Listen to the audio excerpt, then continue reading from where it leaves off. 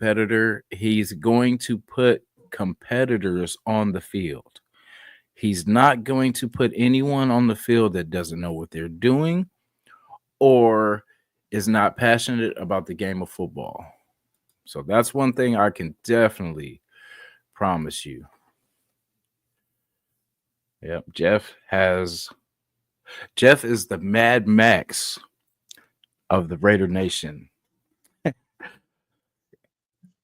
Here he is. Mad Jeff. What's going on, my brother? What's up? How you doing today? Oh, doing good. Woke up feeling okay where I was like, okay, I think I can do this early right now. Coffee helps, though. Oh, it's early for you. I mean, it's already 11:20. Yeah, I've been up since like 7 o'clock this morning. Oh, nice. Yeah, I'm usually like, because of work, I'm up at like 4:30 in the morning. Like, and then so I try. It's hard because I it's hard to break that schedule. So even on weekends, I wake up early and then I just try to remind myself, hey, you can go back to sleep today. You know, you ain't got to go to work today. So congrats to you, though. I just wanted to say, like, I admire the hustle, getting monetized. Man, you've been grinding this last few months, and you know what I'm saying? Like, it definitely motivated me when I was listening to you last night. I was just like, dang, I got to put, because with work and everything, it's like, it's hard to kind of focus, but no excuses. Like, I love how you got it done, man. Tell me about how we got it done. Well, I mean, the bonus for me is the fact that, medically I don't work anymore, so, I mean, I've got the time during the day, and that's where I found a little niche during the day where there's people that are around and want to watch and listen.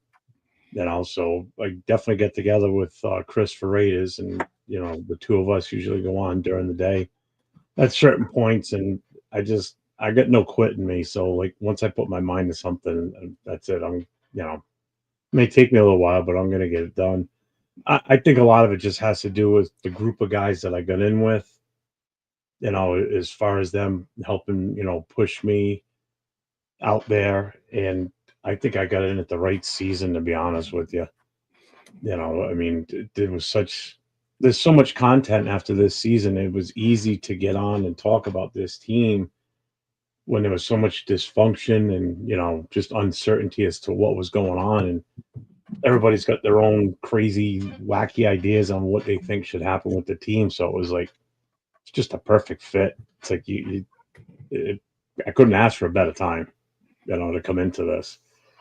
Why I didn't do Raider content before on YouTube is beyond me. I just never thought of it, to be honest with you. I just never thought there was that big of a following out there. And then when I really started looking into it before I started the Raider channel, I was like, God damn, there's a lot of stuff out there. I'm like, I got to get on this. It just, I'm passionate about the team. Like yourself, I mean, you're kind of an old school guy too. You've been around for a long time with this team. Yeah. And it was time for me to let my voice be heard on, how I feel about the team and how passionate I am. And, if I can inspire people to, be Raider fans and, not give up hope, I mean, I've waited over 40 years since the last Super Bowl. So, I can't wait another 40 though. I won't be here. That's what I said too. I was like, I was 4 months when we won that last bowl. So, I was alive, but wasn't able to cheer and, root like I wanted to. So, we need at least 3 more. It's up on 6 before my time is up. I want 3. Yeah. I want 3 more. What's one player you don't want us to draft, Jeff? I'm gonna take a wild guess, and I have lotto numbers on this pick, so don't let me down. Shador, of course. Sanders. I want nothing to do with the guy. Yeah, like is it more his is like the kind of ego, or is it more like just his play kind of doesn't impress you? I don't know what people see in him. I don't think he's that good. I'm sorry.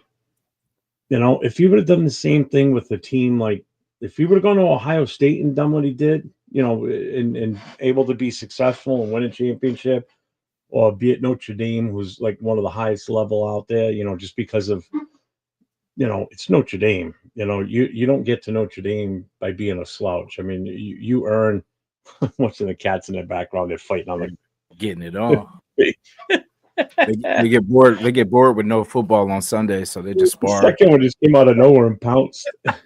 Yeah, I just don't see what other people see. I guess I just don't think he's a good fit. I mean, I could be wrong, and I mean, if we draft him, I hope I am wrong because I don't want us to fall into that mediocrity of shitty quarterbacks again. You know, if we draft him, I want him to be successful because if he's successful, then so will we. yeah. I don't wish ill harm on the guy or for him to suck.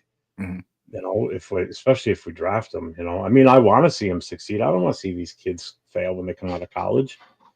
But it's like, especially with this NIL money now, think of how much money he's already made doing that, and how motivated is he going to be to come in here and do what he needs to do? I mean, could he turn into another Jamarcus Russell? Any kid out of college could. You put enough money in front of them, of course they could. It just, I don't know. I just don't trust them. I'm sorry. Damn. Who's It's yours? it's crazy. Like when you think of it, I'm like, dang, who would I not? Who? That's actually a good question. Because I mean, like you said, I'm all about bettering the team. It depends kind of what we do with Gino as far as like what we do. Because if we extend him, then I mean, honestly, if it's like a 3-year deal, I mean, yeah, we could bring Shadur along, but I would feel like we should just stack for what we have now for this 3 years instead of looking forward. Because what if we have success with Gino? Then it's gonna be like, Shadur, you gotta sit down, brother. We still got work to do here. So that's what I'm saying. We have to adjust to what we do. It can't be just like, oh, well, we need a quarterback and we're going to draft a quarterback just to sit behind for 3 years. That's kind of a waste of a pick, if we don't need him right now. And then we won't know what happens in that next 3 years, coming up. So I'm going to say who I would. Oh, that's kind of tough. Because, I mean, like I said, it depends on if we extend him. But I kind of, from what the roster looks like, I'm good with either running back or wide receiver. So I would say like anything outside of that besides quarterback, because I can understand the quarterback pick, just so. Yeah, I mean, I get it. Yeah. But like I said, I would like to just looking at the roster now, running back, wide receivers is kind of where we kind of need to start chipping away. So you would take Genty at number 6 then, or? I would take T-Mac before I would take Gentry, but if say T-Mac was gone, then I mean, because there are running backs, but Yeah, that's why I'm not sold on him either. Yeah, see, that's the thing. I feel like why because when you look at the team, we got Mostert in free agency. We haven't picked up any free agent wide receivers that I know of. So I would see, I would see like the 1A, 1B, but I would say wide receiver for now, just to add another, piece until we get like a Diggs or somebody that will take the need, away. Then I'm screaming wide receiver until, especially a top, because I mean, it's not like Gino can't use weapons. He needs weapons. And, because I hate when players go to teams, but they don't get them weapons. So for him, you should be getting him, he has Brock, he has Jacoby, get him one more solid piece and it should be fine. And then that way we could load up on running backs and we just run the ball down people's throats. That's it. We got to get a guard too. We need one guard, whether it's a veteran or we just go for the best available at the time when we pick whatever they decide. It just I mean this free agent draft or this free agent pool wasn't the most talented. Let's put it that way, or the most intriguing, I should say, not talented. I mean, there's definitely talent out there, but it wasn't the most intriguing. Like you didn't look at somebody and go, "Oh yeah, we need to get him." There was no one out there exciting enough to say this guy's going to make a difference on this team. I mean, Gino, and he wasn't even a free agent. Gino was the best quarterback to get moved around in this offseason right now. To be honest with you, I would have taken him over anybody else out there. I mean, if he was a free agent this year, he would have been the first one to go off the board. Like people would have been clamoring for him. He would have been able to name his price because I just think he's younger than some of the other ones that, have a lot more experience, obviously, and more success in the NFL. But I would still take him. without a doubt, especially because of the familiarity with Pete Carroll and what he wants to do. And Pete knows his limitations. He's not going to put him in a position where he's not going to fail. Where he's going to fail. So I thought it was a great move bringing him in. I'd rather have him than Aaron Rodgers, even though I was kind of in the Aaron Rodgers caught him for a little bit. Yeah. But once they mentioned Geno, I'm like, ooh, I didn't even think of that. Yeah, it's and it only cost us a 3rd round pick. Not even our own 3rd round pick. We gave him the pick that we got from the Jets. So basically, we traded Devontae Adams to the Rams for a starting by way of the Jets for Geno Smith. So I'm good. I'm good with what we got. Wait, Raider Ryan McMillan is 6'5", brother. I was gonna say that's why we definitely need that size. Yeah, I would say watch his tape. He's not the fastest and all that stuff, but his range is crazy. You know what I mean? So he would definitely be a threat, and he'd be someone that can make it easy for the quarterback. But yeah, he's far from 5'11". He's a 6'5". That's why he's getting, because for his size he can move. And the only thing with him is the separation issues, but we just need to add a piece that we don't have. We need some size. And if we don't get him, the next kind of closest is either Jaden Higgins or Savion Williams at that size. I like Higgins. Yeah. That's what I was going to show you too. Las Vegas Tankathon. If you've ever seen, so they give us pretty much a prediction of who we would draft. And this is the best one. Let me see. Let me share this real quick. This is the best one I've seen so far from them. It gives us pretty much where they think we're going to go. And I think a lot of Raider Nation will like this too.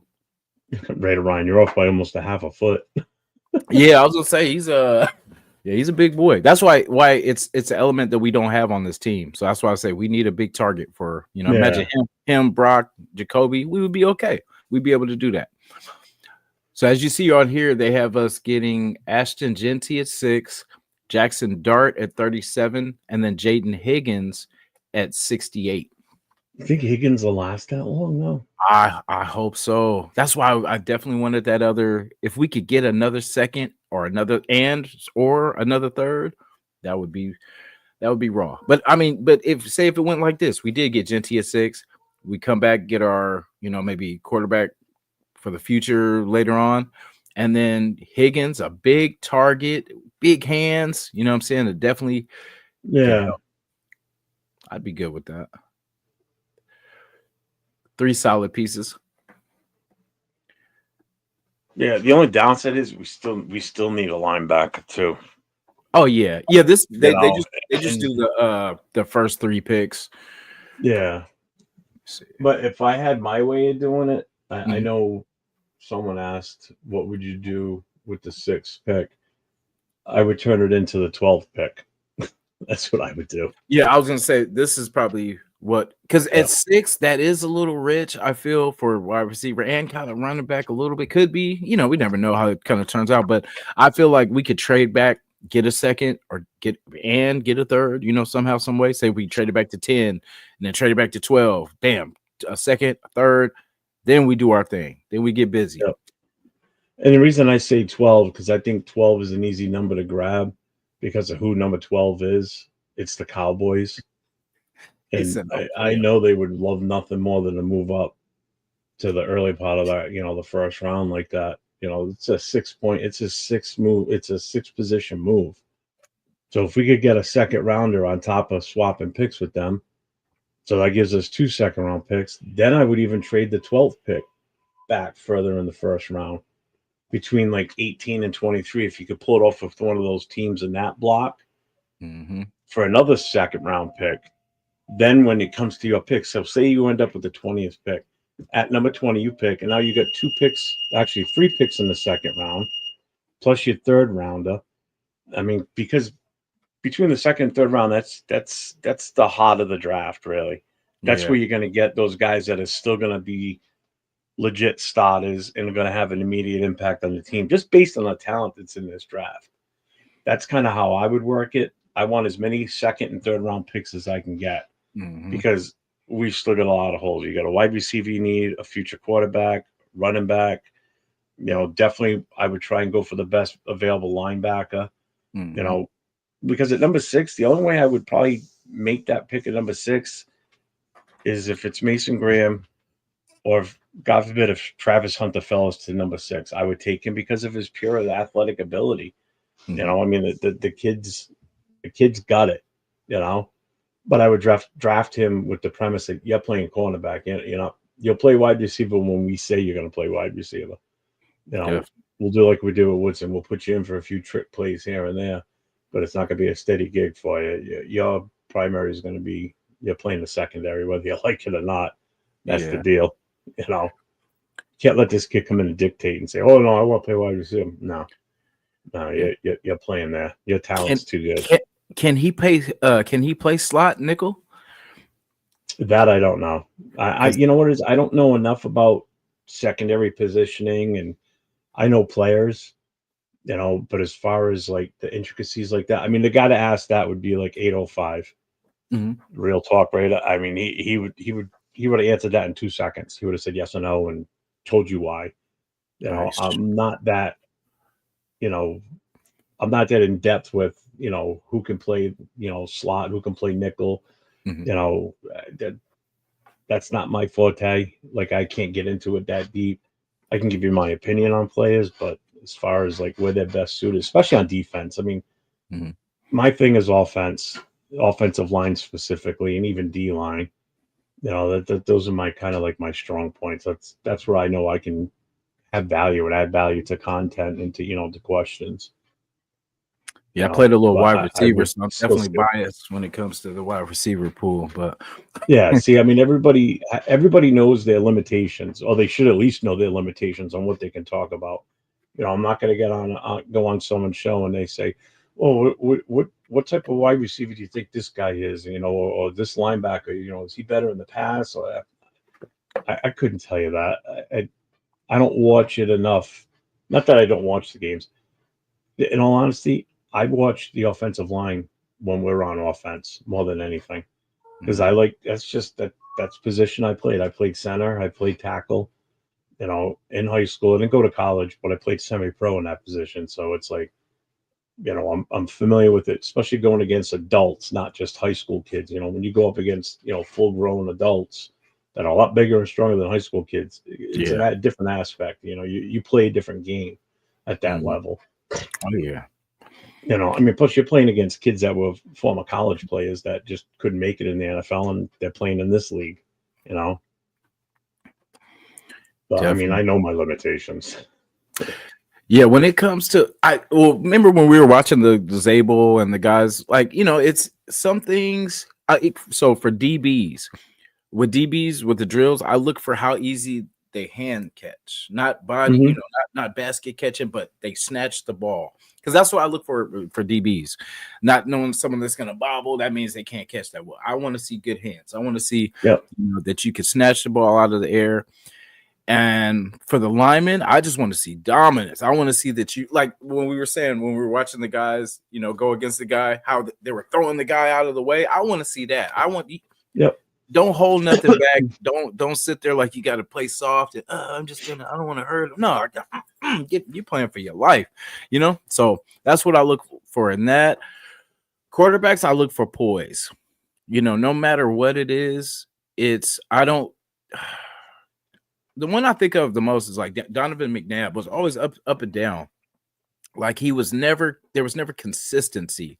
You know, they went to like the NFC Championship, I think it was 4 or 5 times in a row or something like that, but it was the same story. He was not accurate when they needed him to be. And that's just Elbow player, but example. he just when it counted the most, he just couldn't get it done. Yeah. So that's what I liked, because remember when Will Howard, they were throwing, he wasn't sharp. And then, you know, we can't let one session kind of do it, but you look for you kind of focus in on who was consistently sharp. And at that time it was Dart. Dart was sharp with his throws, and we see like Brady Cook and Brosmer, you know, and you just look for consistency. Like, can they go out there like at the drop of a hat, like, hey, defense just got you the ball back, bam, get out there. Can you pick it up and get the guys down the field? You know, do you have to get warm? Does it take you a couple drives to get hot? Or is it, you know, I just want to see someone just hit it with aggression. Get the guys together. Let's drive down the field and punch it in. Yeah. Yeah, like I said that day when we were watching the offensive linemen, it's like I don't give a shit how fast they run the 40. I could care less. That's not what I want to, I want to see them doing the drills, like the cone drills, the footwork drills. I mean, that's what's important.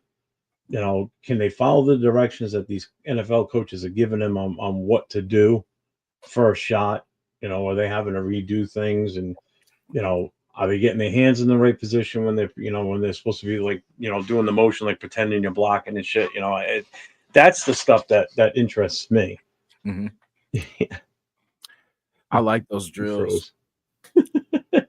You froze like this for like about 5 seconds. I'm like, oh, is he fucking miming over there? He's in a box. I'm off. Stuck in this Raider box. Yeah, even and for the running backs, Judkins and Henderson, those are on my wish list. I hope they're listening because Genty and all that.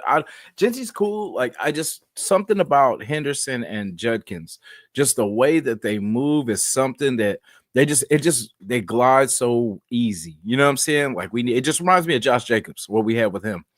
And if we can add both of them, we will be dangerous for some time to come. Well, they have vision. Yeah. They have field vision. Tony, talk. They can see what's coming. They can plan, milliseconds ahead of time. You didn't see that with Zamir. He would just run straight to where the hole's supposed to be.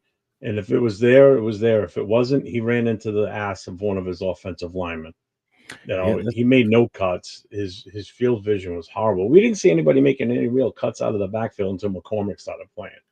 Yeah, occasionally Madison was in there and he looked decent, but never good enough, to be honest with you, as far as I was concerned. I mean, I had more faith in Abdul Amir when he was in there because just the fact that he's a veteran, he's played for some good teams with New England, and the guy knows how to play. He's the only 100-yard rusher we had the entire season last year. 17 games, one guy, 100 yards. That was it. And it was the last game of the season. That's crazy. It's like, hello? I mean, come on. And the running game and tight ends are our staple usually. It's crazy. And then the last couple of years we haven't been able to do either. It's the first year we've had a legit, super threat at tight end. I mean, technically, 805 said this. Bowers is really your number one, no matter how you look at it. I mean, he's your number one. He should be a first read. Yeah. No matter what. Jacoby's number two. If we draft a wide receiver that turns into be on number one, that's even better for Bowers. Yeah. Because that takes the pressure off of him a little bit more because you can't double team him. Yeah. You can't put the best, cover guy on him or a linebacker on him, knowing that you've got a legit threat at outside as a wide receiver. Yeah, take a look at Higgins too. Tony said he was watching T-Mac highlights last night. Dude is the way he moves for that size. Ooh. And then Higgins too. Check out Higgins. Definitely check out Higgins. He might change your mind. That's somebody we can. He was the best one at the combine too. Yeah. I mean, he was putting up some killer plays. Those hands. Look at his hands. Big ass hands. Compared to the ball. I'm like, he was eating the ball up. Like I was like, that's crazy. So if we can get those two and then say Henderson, Judkins, we won the draft, y'all. We definitely won the draft. Shit, I did a draft about 2 weeks ago, I think it was. Yeah, Angela was on with me. Were you there? I'm not sure. I think so. I think you did the best mock draft that I've ever seen. Well, all the way. Yeah. This one here that I did that I'm referring to is I kept trading in and out, and then I set it up so that in the second round I had 2 picks back to back. Mm-hmm. So I had number like 38 and 39. Yeah. And I grabbed Judkins and Henderson back to back, and then we called it a day at that point. I mean, I forget who else I had drafted prior to that, but I grabbed both running backs. I mean, you talk about one hell of a, a 1-2 punch, especially if they're going to be in Chip Kelly's scheme.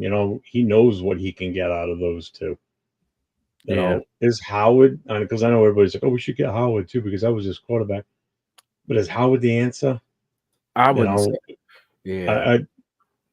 I'd be more comfortable grabbing the 2 running backs from Ohio State and putting them in with Chip Kelly, because I think he could get more out of them than he could Howard. I don't think Howard's the answer either. I'd rather have Dart anyway. Yeah, I'm saying like Dart. I feel like we should do Dart at the worst case. I'm trying to think, is there anyone behind that? Yeah, I would say Dart worst case. I like Brosmer. He looked good. He looked good that day. Granted, I know he's not thrown against, a pass rush or anything like that, but he looked sharp. His passes were on the money. He's one of the only 3 quarterbacks that ran the 40, and he was, I think, the fastest one. Yeah, I think him or Brady Cook was the fastest. Yeah, but it was either one of them two. Even Brady Cook looked decent too. I mean, you're taking a flyer no matter what on a quarterback in this draft. You don't know what you're getting out of this group. They're not the flashiest group of quarterbacks, that's for sure. I like Bond from Texas, wide receiver, but the only thing with him is that he was kind of coming off injuries this year. But yeah, he would have been one of the top 10 wide receivers. So I don't know where the injuries kind of pushed him, but yeah, Bond is nice. He's just a little smaller size receiver. Who's the kid from UNLV? What's his name? Is his name last name White or Nash or Ricky Nash, White? Right? Oh, I'm sorry.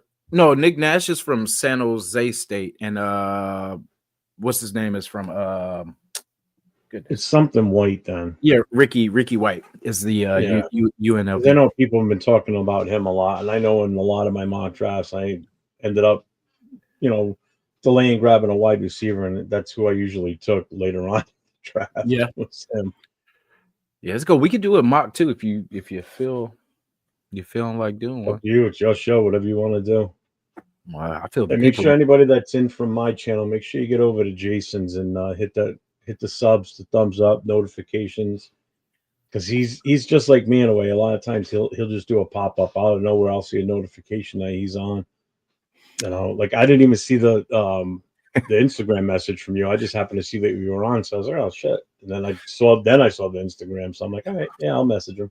Yeah, I was because I do that too. I'll send them out, and then no rush if you feel like popping on, because I'm like that too. Like sometimes I'll be like, dang, I set this thing, but sometimes something will come up. But I definitely want to get out here and definitely connect, man. I mean, anytime you want to go on, when if I'm around, hit me up, and I'll help pull people in for you, whatever. I mean, I have no problem. As long as I'm not already committed to doing something else, I mean, I'm cool. I'm always around for the most part. No, I definitely appreciate it. I figured you were either up or almost up. So, no, I only got like 3 hours of sleep. I'm sure I'll crash at some point this afternoon for a couple hours. Once I hit the recliner on the couch, I'll be done. We're gonna make this one fun. Like you were saying, let's try to see if we could secure some second round action. No. Yes, I would take this one so far, but let me see. Because then we get another. We just move one spot over, and we still get a second and a fourth, and the sixth. But I'm looking at that second.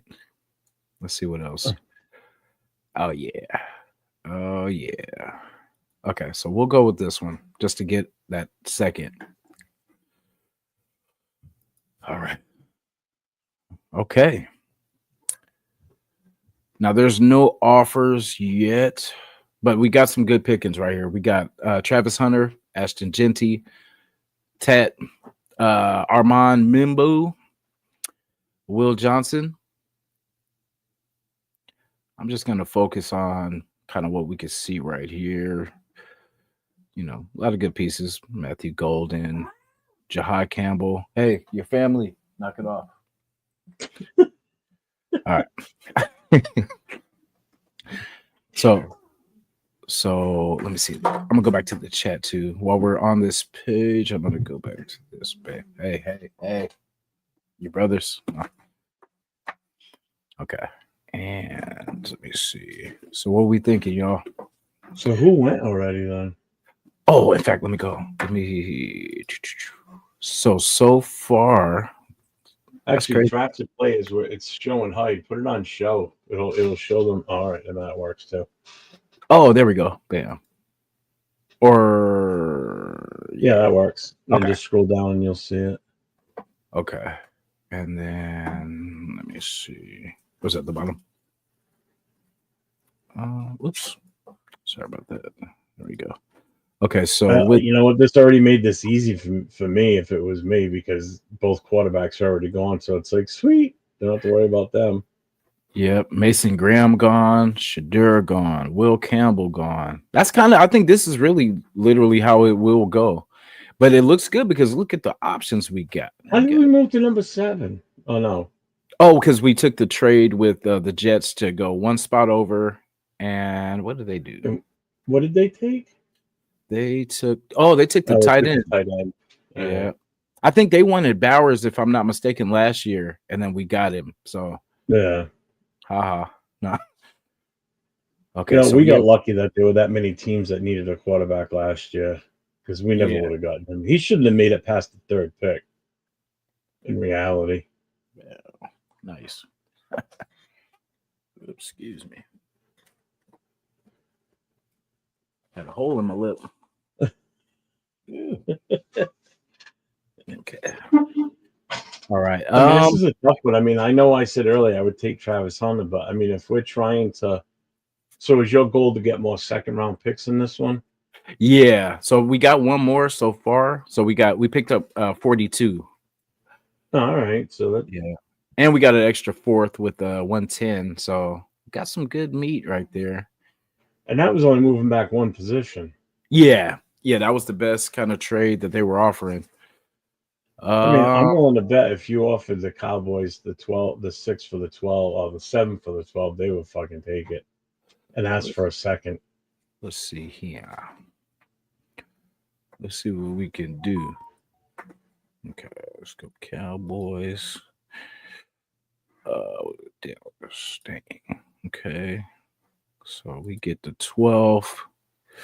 Let's try to get that one too. In fact, let's see. And then just say, we'll shoot them out. Oh, they're not liking that, huh? Not enough, yeah. Yeah. Okay, I'm about to take that away. What did we get extra? A 4th rounder? Yeah, we got a 2nd and a 4th. Let me see. We'll give them the 110. See if they'll take that 4th one. See if they take 110. Yeah, why not? Let me see. How do I? All right, let me refresh that. Okay. So 112, and we'll say 40. Oh, why not? Oh, there he is. Beautiful. Nice. Okay. We might have got that cheap. They jumped on that. Yep. They're like, okay. So we got 12, 37, 42, 44. Oh, we're going to eat. 68, and then we drop off to 108. So we can do some damage. So right now, so who is taken? Like if you go to the list of who is taken. Ooh. So Genty's gone. T-Mac's gone. We have Armand Mimbu, Will Johnson. I'm curious, what did Dallas take? That's what I wanted to see. I want to see what they did with that pick. Let me see. They did. Let me see. They did Genty. Told you. Yeah, perfect. And then Carolina, of course, took T-Mac. Walker went to New Orleans. Travis Hunter to Chicago. That's crazy. We still almost got him. He made it to 10. We almost got him again. And then they took Jab Barron from Texas. Yeah, I like him. He's a Pete Carroll type DB too. Yeah, big DB. So what are we thinking? Are we thinking protecting, or because we can get our Colton Miller replacement, or we could get our DB support? Got Mike Green edge. At this point, I would take best available right there. I mean, we've already got what three second rounders now. Yeah. Let's go. I would just take Membu then. Fuck it. Membu it is. So what? That's crazy. They give us a B+ on that one, which is wild. But all right. But they don't know what we're doing. They don't know what we got going. So yeah, we're gonna show them. Okay, so here we are with our 37th pick. Now I see where I would go already. I'm all hint. Burden. Yeah, I definitely go Burden. Yeah, because I'm sure at 42, 44, we could get those two running backs. I'm willing to bet. Oh, in fact, if they're not going already. Yeah, see what's okay. So at 40, oh yeah, but we still got some picks. So I was gonna say because I see Henderson's. He's lurking. He's lurking. Judkins? Did he take him? No, Judkins should be after Henderson. Yeah, he's at 55. Yeah, there he is. Go back up? Did Hampton get picked?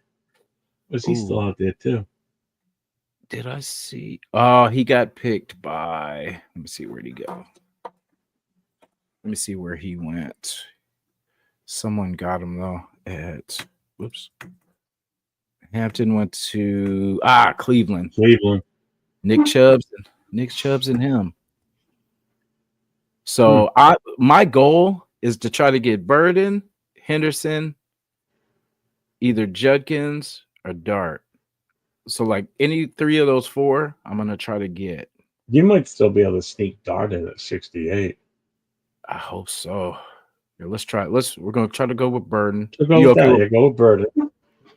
Okay, then we go a couple spots, and then so still we have Jackson Dart. We got Henderson.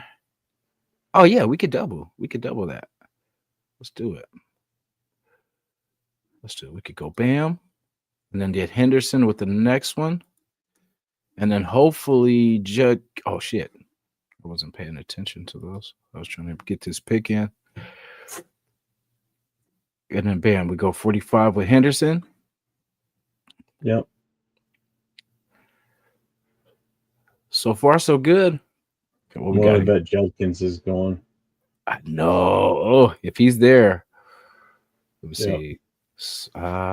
We could stack another fourth if we move 6 spots.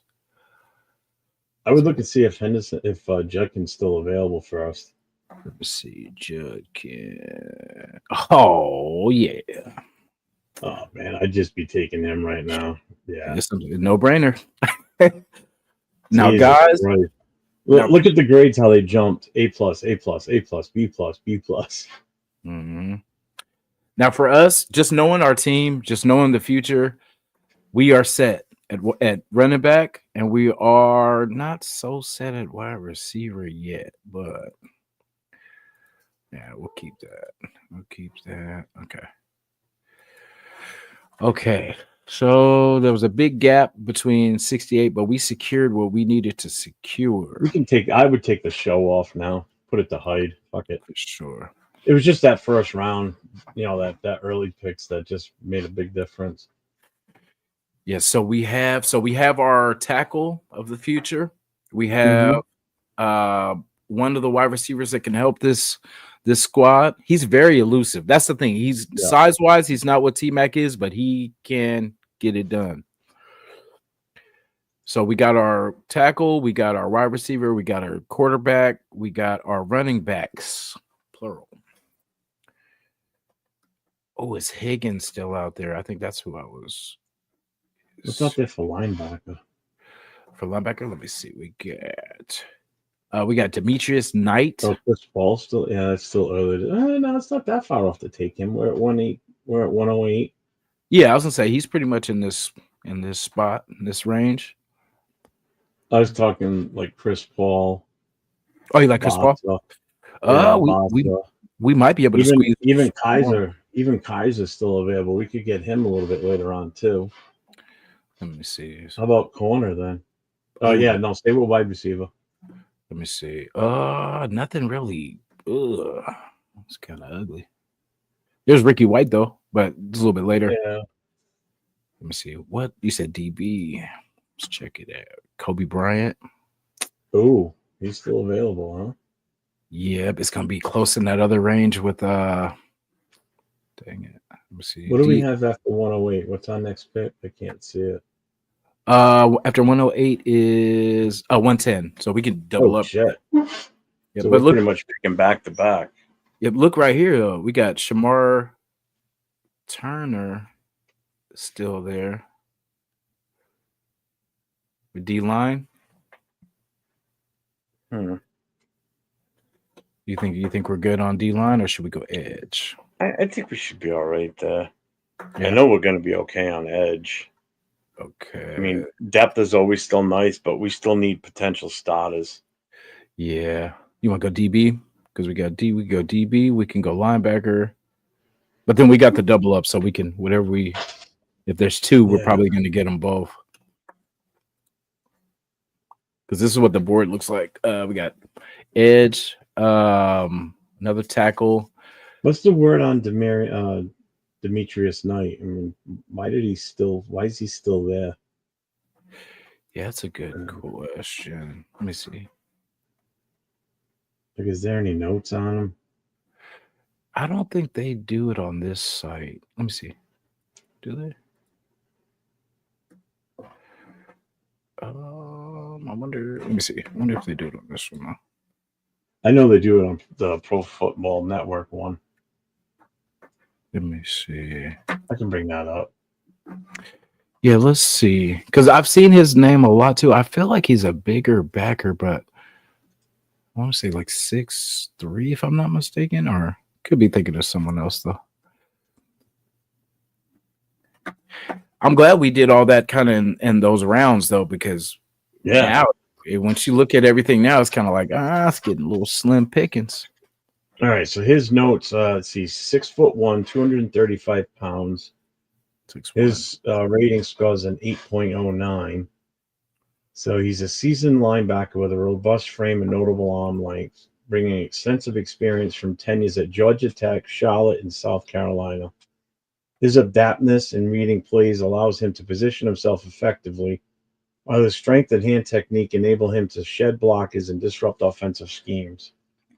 His versatility is evident in his ability to contribute both in coverage and as a blitzer. Coverage is huge, showcasing a well-rounded skill set. However, concerns regarding his age and agility may impact his draft stock. Overall, Knight's maturity, football intelligence, and physicality make him a compelling prospect for teams seeking a dependable linebacker.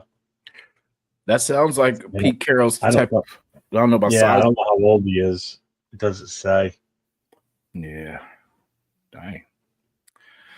So I see linebacker as a bigger need than edge for right now. Yeah. So let's go. Let's go with him. Let's see what he's got. Okay, and then we could not with the donkeys. Not with them. Okay, so we have a double up at 110. There's safety. There's a couple safeties. There's Kevin Winston Jr., Andrew Makuba Abagado. And then we got edge. So I'm gonna say we got Kuntz coming back. We got Max. Do we need some depth? We lost Chase on. Should we get another bit of edge relief? Snowden's still there though. I mean, nothing's come out with him. Good. I was gonna say I was hoping we had somebody. I haven't heard anything about him. Okay. So D line, do you think, or safety? In fact, let's look at, because I think we still need a free safety. Yeah, we have strong safeties, but we don't have our free safety yet. Let's see what's still out there for wide receiver too, because I know we're still kind of lacking. Yeah, we're good on running back. We don't even need to look at a third one. Yeah, we're good. I was greedy, but it paid off. It paid off. Yeah, no, we can still hold off on wide receiver then because White's still there. Yeah, I like Pat Bryant too. He was pretty decent. Jimmy Horn, worst case, he's got some. I just worry about him in the NFL because of the size. He gets hit one good time and this curtains. Let's see. Okay, we got quarterback. Let's tiny. Yeah. Wide receiver. Still got some quality. What's DB? What we got DB wise? I mean, Kobe Bryant's been talked about a lot. I don't know much about him. He has good hands. He was one of the guys I wrote down. I had a list wrote down that I was watching the DBs, but Once I find it, yeah, he's definitely on the list. He's definitely a handsy guy. Mm-hmm. Where do the safeties rank as far as? Oh yeah, and we do need a safety. Oh shit! We're already in the 110. Yeah, And this is a guy in the 90s, and it's from Texas too. Yeah, I was gonna say I don't know Winston that well, but I'm gonna say I've heard a lot about Makuba. Is Makuba is he a strong or a free safety? Because I think right now all we have is strong safeties, if I'm not mistaken. Makuba, let's see, he's 5'11", 186 pounds. Kind of light. Coverage safety who brings an intriguing combination of ball skills, route recognition capabilities, and coverage range. He's a quick processor whose work in the film room helps him maximize his fluidity and quickness. I think every mock draft should have this with them. You know what I mean? Like I almost clicked on him just after you reading that because I just like the positive. He looks the part of a talented playmaking safety with ball hawking mentality, football IQ, and hip fluidity needed to make plays in coverage. I mean, they're saying the lack of tremendous play strength could also prove to be an issue for him in man coverage assignments against bigger receivers and tight ends. Luckily, our division. That's right away. I'm starting to think of the receivers in that division and tight ends. I mean, yeah, I was as far as tight ends, you got Kelsey, you got Gray from KC. Evan Ingram's now in Denver. Evan Ingram went to Denver? Yep. That is nuts. He's a savage. Yeah, I don't like that one. I didn't like. You know what? We were being able to cover tight ends. Oh, and now we got a guy that's built like he's built like Darren Waller was. He's a tight end. He's damn near wide receiver. More like a wide receiver. Why did everybody go to our division? All right. So what do you think about Makuba? We're bringing him in. Makuba Batata. I was waiting for you to say that. Yeah, I would. Fuck it. Take the number one that's available. All right, we're drafting a great one. Our offense, we won't have to worry about them. If they don't do their part, it's not on anything that we did. Really, right? I'm all Raider Nation. Take a look at this, man. We got everybody you guys could possibly want, except for Genty and T-Mac and Shadur Sanders and Cam Ward, of course. But we got something like it. Some a little bit, maybe almost better. Okay, let's look at the whole board and see what we got. Now, Jared Ivey, I like at edge. It's kind of a sleeper, I think. Chris Paul's still there, too. Yep, Chris Paul. We definitely need another linebacker for sure. We lost. Bryant's still there, too. Damn.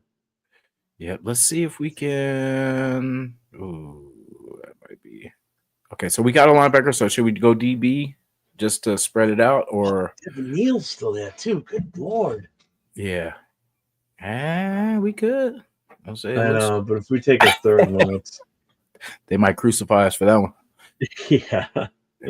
That's too many. It's so hard to pass up. Who's after Bryant?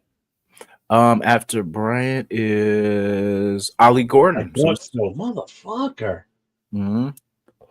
We did some damage. We changed the game of the draft by trading, and we took a lot of people's star players. So they're like, I don't want this guy. So that means we're doing it right. We're making them change. Yeah. We're making them shift. I think he'd still be there. I mean, Kobe Bryant's still there. Boss is still there. Yeah.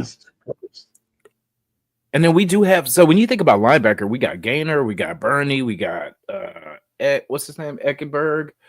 So we kind of do have a little more depth, I think, of the backers than we do DB. So we might have to go Kobe. I mean, if we do end up with night, I could see him being a starter right away too.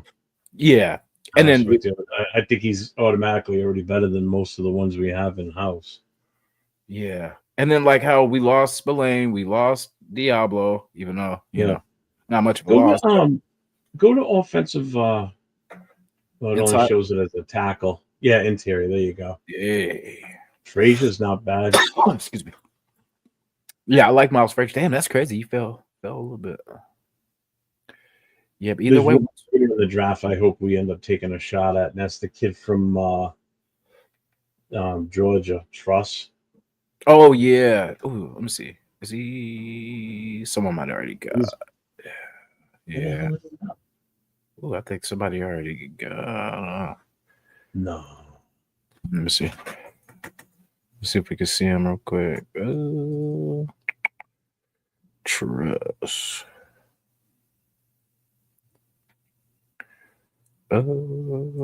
London. Unless he's listed as a tackle. Oh yeah. Let me see. Protect you. Okay. Oops. All right, there he is. I was gonna say, yeah, there he goes. So at 233, so we could get probably 3 more and hopefully get him. I just want to see him get drafted. I'd love for him to get drafted by us because he's a homer. I was gonna say that's the local guy, right? From yeah, he's from Rhode Island. Yep. That's what's up. And he's really good friends with Brock Bowers. So the Brock. I was watching something with Brock too, where he was watching his highlights. I like that dude, man. He's so humble. Yeah, I was gonna say he just handles his business. You know, he's like, I don't really too much care about stats and all that, you know, but shit, you can't tell. You know, he earned it. He got that's money. You know what, that's if you watch a lot of these kids that come out of Georgia, it's instilled in them, you know, in that program that, you know, it's not about the individuality. It's about the program. It's about you know, doing what's best for the team, not what's best for you. You know, exactly. And that's how some of these college programs need to be. You know, some of these kids just get too big of a head. Yeah. Oh yeah, Chris, I know you. Chris, salute, man. Salute, brother. Salute. Give me a second. Oh, you all good. Take your time. Thank you, sir. Thank you. I don't know the other guy. Who's he? That's the new guy? Yep, very new. Yeah, I'm new. Yeah, how you doing? I barely even know what YouTube is. What is it? Yeah. Do they play music? No, is there a music site? It's some kind of thing you use on your flip phone. I don't know. Flip phone. Damn. So, hey, what do you think, Chris, of the draft so far? Man, be honest with you, I just literally woke up about 10 minutes ago. I forgot. So you saying we woke you up with this draft? Okay, that's what I'm talking about. You know what I'm saying? Okay, wait, hold on. Me too. So who you guys get? Luther, Burton. Okay. Jason Dang. Okay. Oh, got my boy. Okay. Anderson, yeah. You got Junkins too? I mean, you know, it's for the team. It's for the team. Jason and I have been working this draft. Yeah. We tried to call Pete and Spytech, but we couldn't get through. So we did. We'll just send him this. We'll send him a copy of this when we're done in our blueprint. Yeah. Tell him use this now. I'll call Mrs. Davis which one does? Let's see. Would you use the data back in the day? Mrs. Davis. I'll call Mrs. Davis and tell him put Mark's ear. Tell him to do the draft. You tell him. Use that Barry White voice on her. Yeah. No, man, she might have a heart attack, man. I can't do that. Is this Chris? Is this Chris? Are you the guy that called Mr. Davis? Yes. He under arrest. Yeah, but it was for good. It was for good. It was for the good of the team.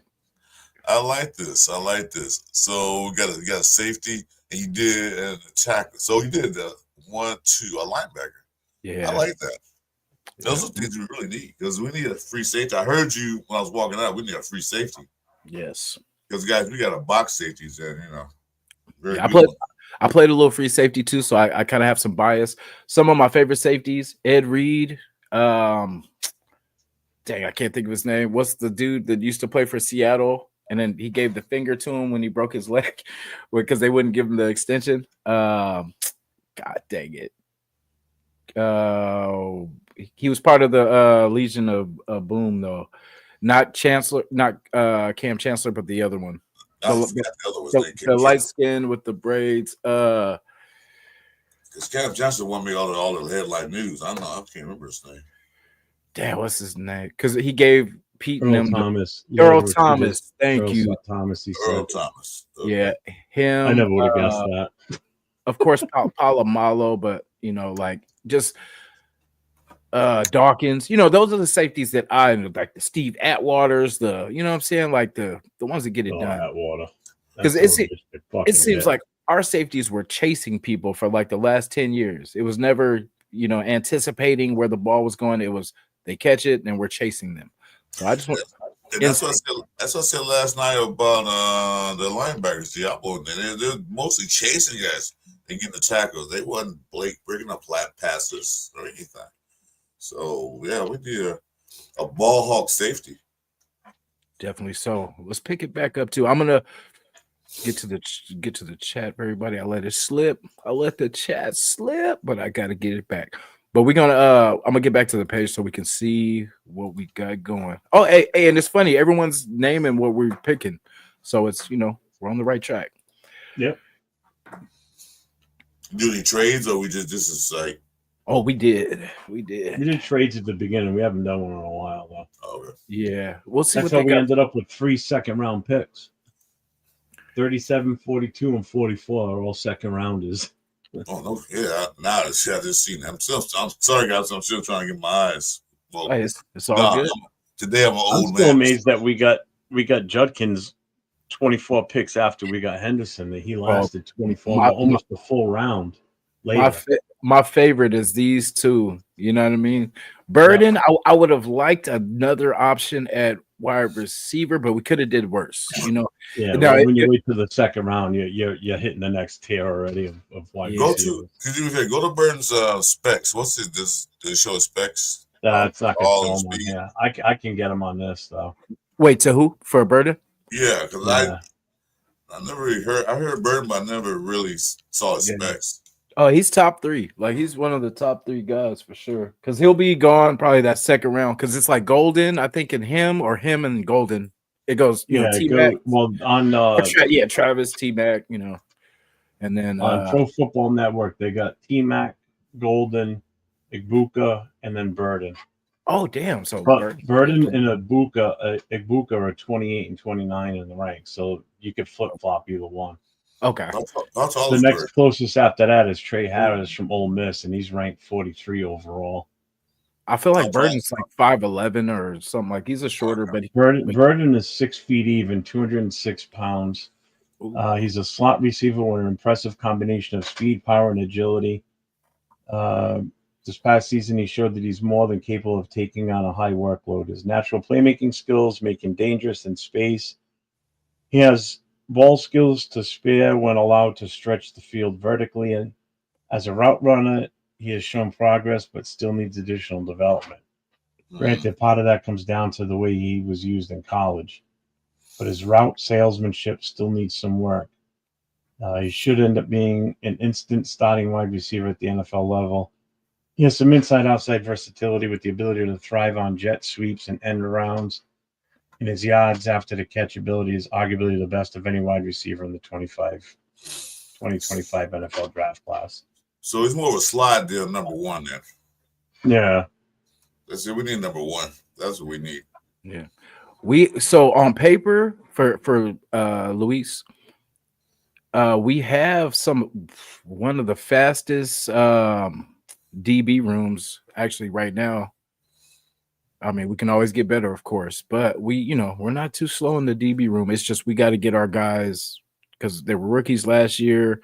Bennett, start to get it, towards, pretty much roll for last year. He started to kind of get it and, was injured, but, we don't. And then we still got Jack Jones. I mean, I know it's not our favorite, but imagine if Jack Jones is your 3rd best wide receiver. You know what I'm saying? So we're gonna add some depth, and we're gonna add a vet. We'll be straight. I don't hate. I said last night. I don't hate on Jack Jones. I hate what he does. Maybe Pete Carroll, since he's a DB coach, and they got the other guy that's DB coach. Maybe they can kind of flip him around. I mean, he takes chances. 50% time, sometimes he's good. 50% he's not good. So we got to be consistent. But We'll see. Yeah. Especially like he said, Evan Ingram is with the damn Broncos now, so that's crazy. I had him on my fantasy team last year too. Probably not this year though. I don't worry about that. Denver sometimes does that. So do the Chargers. They get a lot of these guys and they go to play and they show up. So I'm not worried about them. Yeah. Hey, can we do a breakdown actually for Travion Henderson? I just want to hear like his. Yeah, I can pull it up. That way we could break down the draft and then we could break down kind of what these guys can bring to, the team too. Thank you too. So Henderson, 5'10", 202 pounds. His ranking score is 8.82. He stands out as a true dual threat back, blending impressive speed with pass catching skills that hint at third down NFL potential. When healthy, he's electric in open space, weaving through defenders with sharp vision and surprising burst. However, concerns linger about whether he could peak during his peaked during his record-breaking 2021 freshman season. While he hasn't underperformed, his dominance hasn't been as consistent since that 15-touchdown year. At his best, Henderson combines modern dual-threat versatility with the explosiveness of classic power back, making him a dynamic force when fully unleashed. So what you're saying is we did the best draft ever, is what you're saying. So, and we still got, picks to play with. Yeah. Guys, Raider Nation, I need you guys to share this video. Share this video.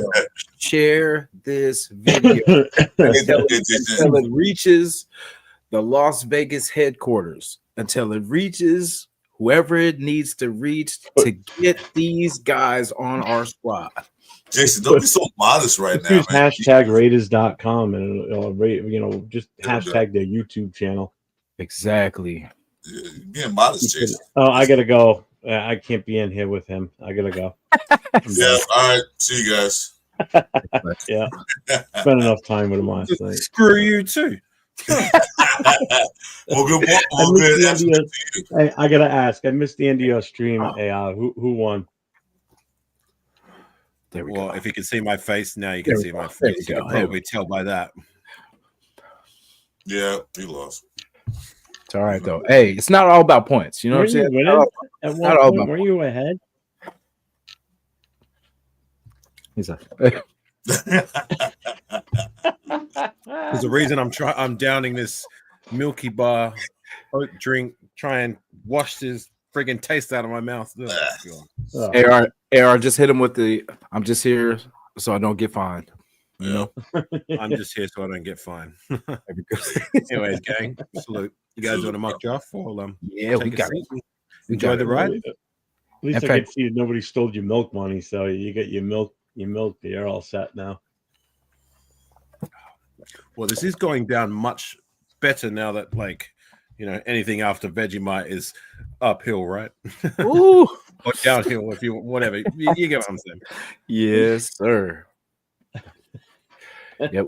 We stacked up the team so far, AR. So we're hoping that everyone shares this video so it gets to Pete so they can, we're doing the work for them right now. We're doing the work. And it was easy. It was easy. It may look like this was challenging, but it was easy. Are you doing a draft with no trades or are you trading? Oh yeah, we did trades because in this draft it's so condensed that all the talent by 5th round will be kind of like skim pickings, but it's in that 2nd round there's so many of these guys that say Burden with Jackson Dart with Travion Henderson. You're gonna have to make a choice. It looks good here, but someone's probably gonna make these moves and stack, because if we got this, because there's the tackle that everyone wants for after Miller is, whatever we do with Colt Miller, we got a wide receiver speed, it's got the speed we need, consistent.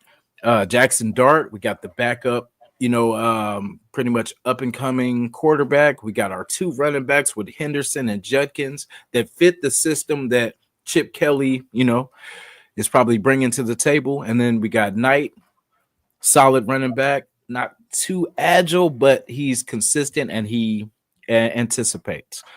And then we have Makuba, free safety that has great instincts. The size may be a problem, but he watches film, he studies well, and that's where he gets his edge. Surprised that Matuba filled number 12. That's surprising. That's all I looked there like, huh? Yeah. He filled the 12. That's like, wow. To answer Rochita's question, no, I haven't. I haven't heard of it. But salute to you. Nice to see you, Tree. And everyone else, Tony. Everyone else. Get back to the. Let me see. Good morning, Diesel. Yeah, it's wild. Let me see. All right. Let's finish this thing off. And they said we need speed on the back end. So let's see what we got in the DB room. Oh, yeah. I think it's a no-brainer, right? Well, that's a no-brainer. The fact that he made it that far. Look at that shiny A+ right there. All right. Okay, so. Jesus Christ. No. Hell no. Louis asks, is there any speedy punt returners like a Jacoby Ford type? What about that wide receiver you took? Can he now you're speaking my language. Yeah, Luther Burton could definitely I think he did a little returning. What's up, Gunsmoke? Shit, we could even draft that running back from shit. Oh my god, what the hell's his name? Ricky White. I'll get his name. Have you even drafted a running back? Oh, did we? Yeah, we got two of them. We got the Ohio State brothers. Yeah, we got. Yeah, we went back to back. Yeah, so we got agility. He's a threat out of the backfield too, a third down back too. Judkins is, I'd say, a bigger version of him. You know what I mean? But it would be that 1-2 punch, and we'd have them for the future. And this is a great starting now 1-2 punch. Right there, Jason. I just put his name in the chat. Ja'Cory Krosky Merritt, the running back from Arizona. The kid that played in the East-West Shrine Bowl. Let me see. Oh, yeah, right here. Arizona. Chris knows what I'm talking about. Yeah, number 31. We watched that kid playing that game. Good God. That dude lifted the whole thing up. Ja'Cory Krosky. You could use him as special teams. Okay. So you want to come back to him? Yeah, I'd come back to him. Hell yeah, Lewis. He's one of my favorite Raiders of all time, Jacoby Ford. In fact, let's go interior real quick because I don't think we did yet. Or, I mean, I always say worst case, you could just get a tackle, and then if he doesn't work out a tackle, try to flex him at guard. Hey, Lewis. Yeah. Let's go. In fact, let's go. I like Lampkin too, though. But I know Lampkin really more than I know Kandra. Robert, good. What's up, Gordon? Either way, though. That works. All right. We say linebacker? Yeah, I'd say linebacker too. You got one, right? Yeah, we got one. We got Mr. Knight. I'll say you get another one because they might hopefully they keep one or the other, Gainer or Bernie, but I think they're gonna wipe a linebacker room clean. I think so. Come on now, we're drafting another linebacker. We've got Amari Bernie. To see that, I said that a little earlier. I was like, Gainer. We still got Gainer. We got Eckenberg. We got Bernie. We got. I take it based on last night's chit chat on the show.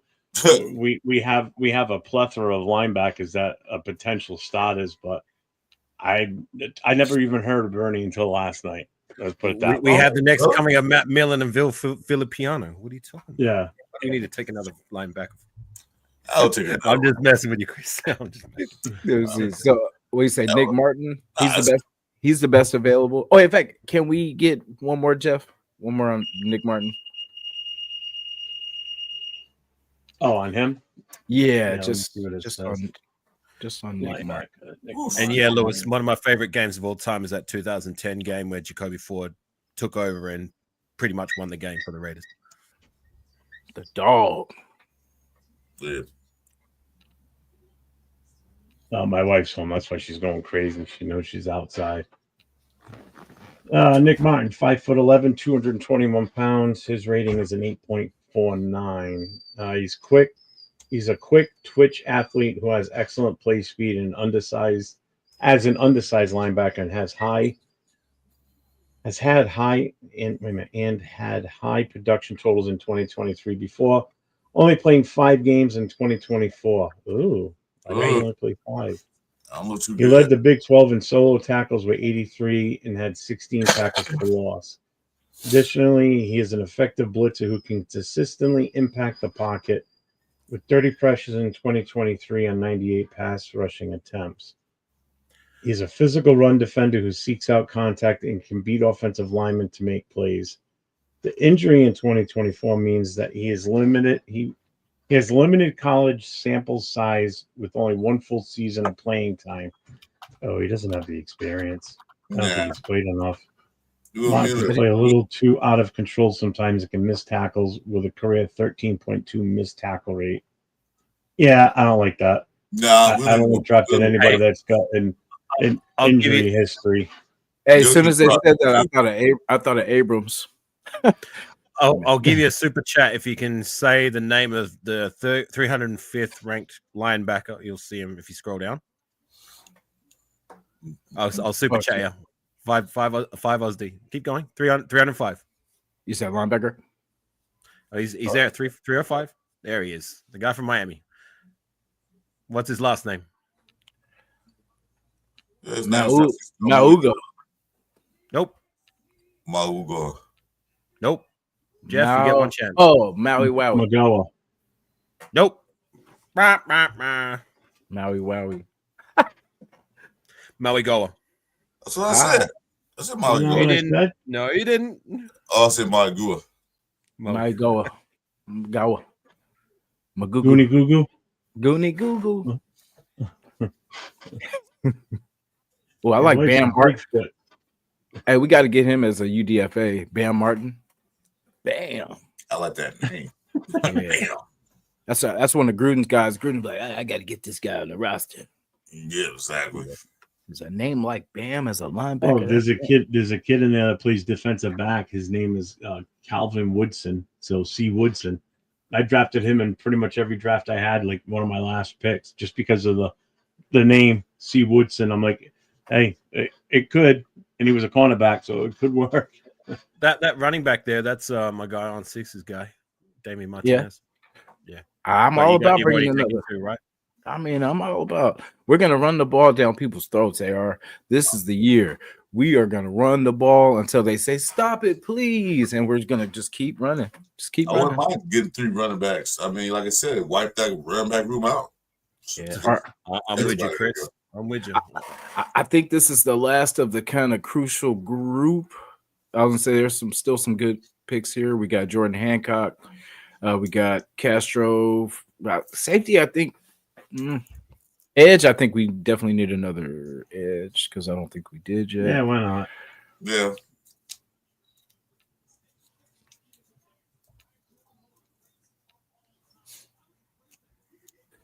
Bulk up our interior some more just in case we don't, work with the Monaghan's still there too from Rutgers. Jesus. Yeah. I was gonna say, what'd you say his name was? Some juice. Kyle. But you know who we're not getting? Nick Martin. Monagai. Sorry, Nick. Mana. So what do we think? What's our You big? can tell I'm tired, right? That actually, I'm curious if that guy's actually an Islander. That might be African. That name. The Mana. Oh, that's crazy. Mana. What's 178 there? Managayo. Mananga. That's like a Western African. Mananga. But the Kyle throws everything off like Kyle. Yeah. I think of like the I don't know if it's Japanese like guy chicken. You got one here, Lewis. Yeah, I'm big 6'2", Samoan. half Samoan, and 309 pounds. I'm not even kidding. Guys, give me 1 second. I'll be right Well, back. he's definitely from the United States. He's from Roseland, New Jersey. They were born and raised. Mm. Well, a name like Kyle, where else can he be from? Yeah. I'm half Samoan, Luis.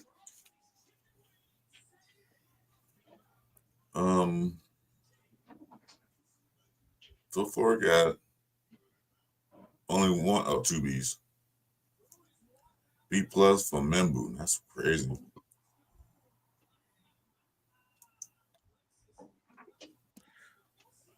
I've never heard of him, Red Cheetah. Who's T-Mac? Does anybody know who T-Mac is? Trattoria. He's a wide receiver from Arizona, like the number one rated wide receiver coming out this year. Is that how you say? He asked me if I can say his name. Is that how you say it? I guess I say it as Trattoria. Okay, Tetra McMillan. Trattoria. Just call him T-Mac for short. What else does? King Lou. You guys just don't touch Tyler Warren or Ashton Genty.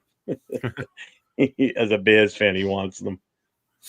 Well, where's the We're Bears? only going to get one of them, so. Where are they picking? Aren't they Bears? picking yeah. They picking around us? Oh, shit. I'll Yeah, tell you in a wow. second. No, 10. They got the 10th pick. They can trade. Well, we'll take the 10, give them the 6. That's still not too far down. Yeah. Plus second round. Okay, I got you. And we're back. Sorry. All right. Let me see what the chat's saying for this next pick. And then, guys, please share this draft so they know who's really on our radar. Yeah.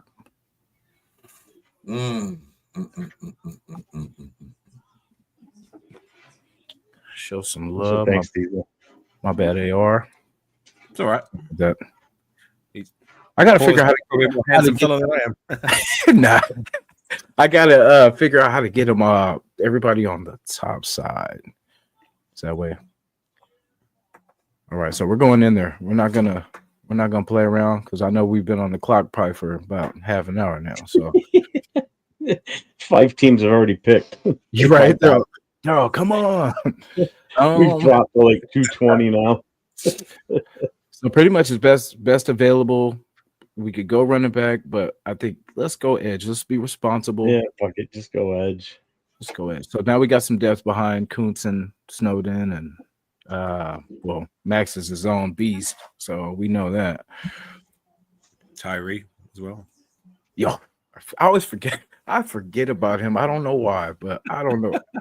He slips. Every time we talk about edge depth, I never think of Tyree. It's so crazy, and that's a problem. That is a problem. I'm not talking about a problem for you, Jason. I'm talking that's a problem. You know what I'm saying? Like you have. You know what? He said that. My response to him, because he said that, he goes, "Yeah, we probably need some more depth at that." I said, "Well, we still have Snowden. We haven't said what's going on with him yet." And I didn't even think of Tyree. That's what I'm saying. We talked about that earlier. Tyree didn't exactly, and that is a problem, and that's why I get so heavily critical about the pick of Tyree. Like that's unacceptable. But remember, everybody's saying this is his year. He's going to break out this year. Please, he better. No, he better break out because it's broke out your rookie. Yeah, I'm sorry. If he don't break out, this is last year with the Raiders at least. So I don't understand why people say like that was his rookie season. What did he not play games in his first season in the NFL? What were they just magically like play right away? Went up in the thin air? Like it was Brock Bowers' rookie year too, right? I think no, yeah, last year was yeah. He did pretty good, yeah. All right. You either have it or you don't, and it's like the only way you're gonna see is putting them on the field, man. Like, cause some people thrive. Brock thrived. You know what I mean? He made it happen. Others, because if you want it, man, you gotta just every opportunity you get, you gotta make the best of it. I mean, by people's estimation or explanation of shit is, so Tyree was the number 7 overall pick, and he's absolutely sucked. So Bowers went number 13, so he should have been even worse than Tyree, to be honest with you. he outshined Tyree in 1 year, and Tyree's second year still didn't amount to much of anything. You know, when you're picked number 7 overall in the draft, your expectation is you're going to stop right away. You know, which is why I don't like picking a quarterback at number 6. I want value for that first round pick. I want a guy that can come in and stop right away, whether it be on defense, wide receiver. I don't care. Quarterback's not. No. Well, even like with quarterback, like if you're in a position where you can sit the guy, like I mean, remember Aaron Rodgers? He sat behind Brett Favre. You know what I'm saying? Even as recently as Patrick Mahomes, he didn't start. He sat behind Alex Smith. Like if you can sit them in that kind of scenario, I can accept that. What I find unacceptable is that, like, yeah, we drafted Tyree Wilson. Like my bare minimum expectation by year 2 for a guy, like, unless it's that kind of scenario that I just talked about with the quarterback, like you need to be a starter. Like I'm not expecting you to be an all-pro Pro Bowl, but like at least start and do some things some of the time. You know what I mean? Like earn your keep, so to say. Or if you're going to be a rotational guy, you better be a damn good one. And the fact that, like, yes, granted, the second half of the season, he was getting better. But the first half of the season, he got outplayed by Charles Snowden and friggin' Janarius Robinson. That's what I have a problem with. That's not even the bare minimum expectation for a top 10 pick. And that is why I get so heavily critical about the guy. So, you know, Tyree, hopefully year 3. And a guy that went 3 or 4 picks after him made it as an all-pro in his second year and won a Super Bowl. So I'm not even talking about the guys that were picked after him, but that makes it even worse. I'm just that's what I mean. It's like, we've got. We got Tyree Wilson. All right, there's a bare minimum expectation with top 10 draft picks, and being a rotational guy just isn't one of them. Yeah, and see how we said he was kind of off the radar when we were thinking of him. Even in last year's draft, like we wanted, I think it was the DBs. It was, a couple different players. And when his name was called, it was like, I'd seen his name in the top 7 or whatever, but I was like, I just didn't hear nothing about him. So, I mean, that kind of, like you said, AR, that should have gave you a hint that he was probably not that guy, because I'm pretty sure nobody was on the Tyree Wilson hype train at that pick. You know what I mean? If you were, you had to be from Texas Tech, or you know what I'm saying? When we picked him, I remember my exact expression was like, "Who? Like what?" That's what I said. I honestly, if we weren't going to go for Jalen Carter, I wanted the kid New England ended up with, Gonzalez. Yeah, well, I said who I had to go back and watch some tape on him. Like, who's this Tyree Wilson? Like, never heard him.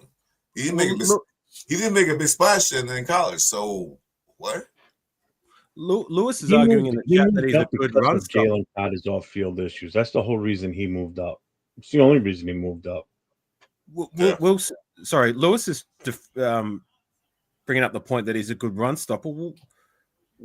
Where do you get that? Where do you get that assessment from? He's had what? He's only had 4 run stuffs, and I didn't notice him like blowing up runs the way. Even like a guy I still get critical of, the pick of Cleve Farrell. At least that was something he was semi-competent at. Mm-hmm. Like I didn't see that much from Tyree Wilson to make it a point to say that he's a good run stopper. I mean, did you guys? No. Didn't notice any difference. I don't know where you got that assessment from, dog, but just saying. It's pretty bad when he's in the game. You really don't know he's in the game. That's how bad it is to me. Yeah. Where is he? Oh, he's right there. I didn't know he's even in the game. He didn't make a difference to me. I hope he does this year. If he don't, see you later. You can go and join your buddy Diablo in Atlanta.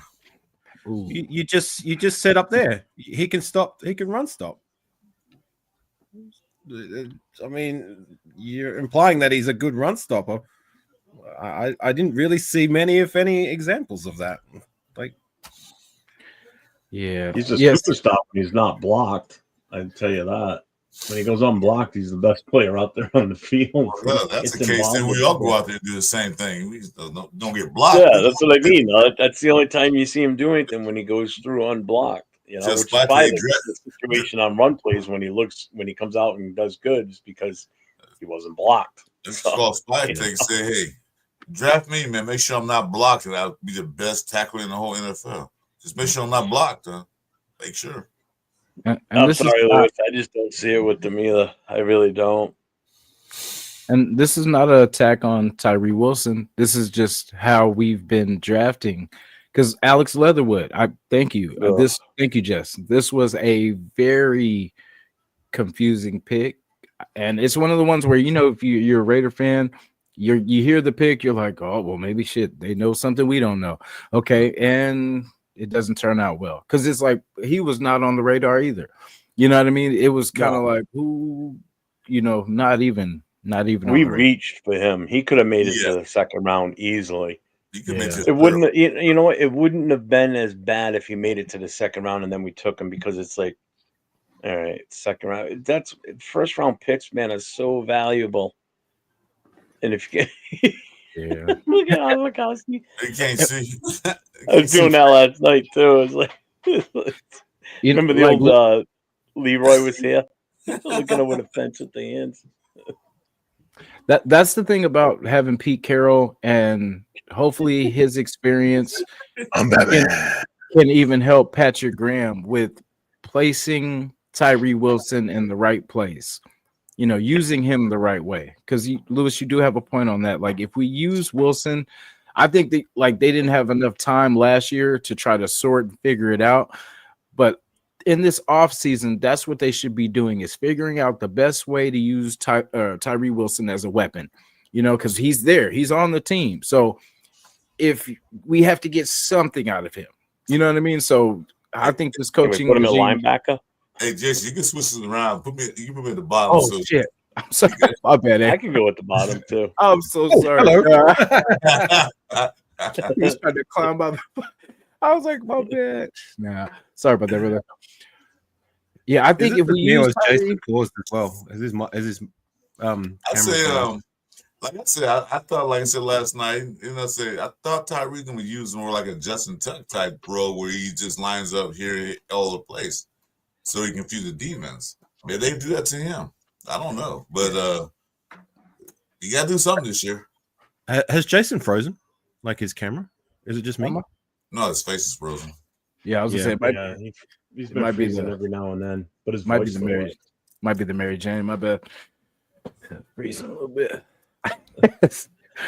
Yeah, StreamYard's been bugging out hard, man. It was doing that to critique today when I was streaming. Like, I saw that when I started. A way I used to fix it is just I back out and then I come back in. So Cal. Oh, there you go. He's back. Oh shit! Sorry. That's all right. No, he was showing you some. He was showing you some love.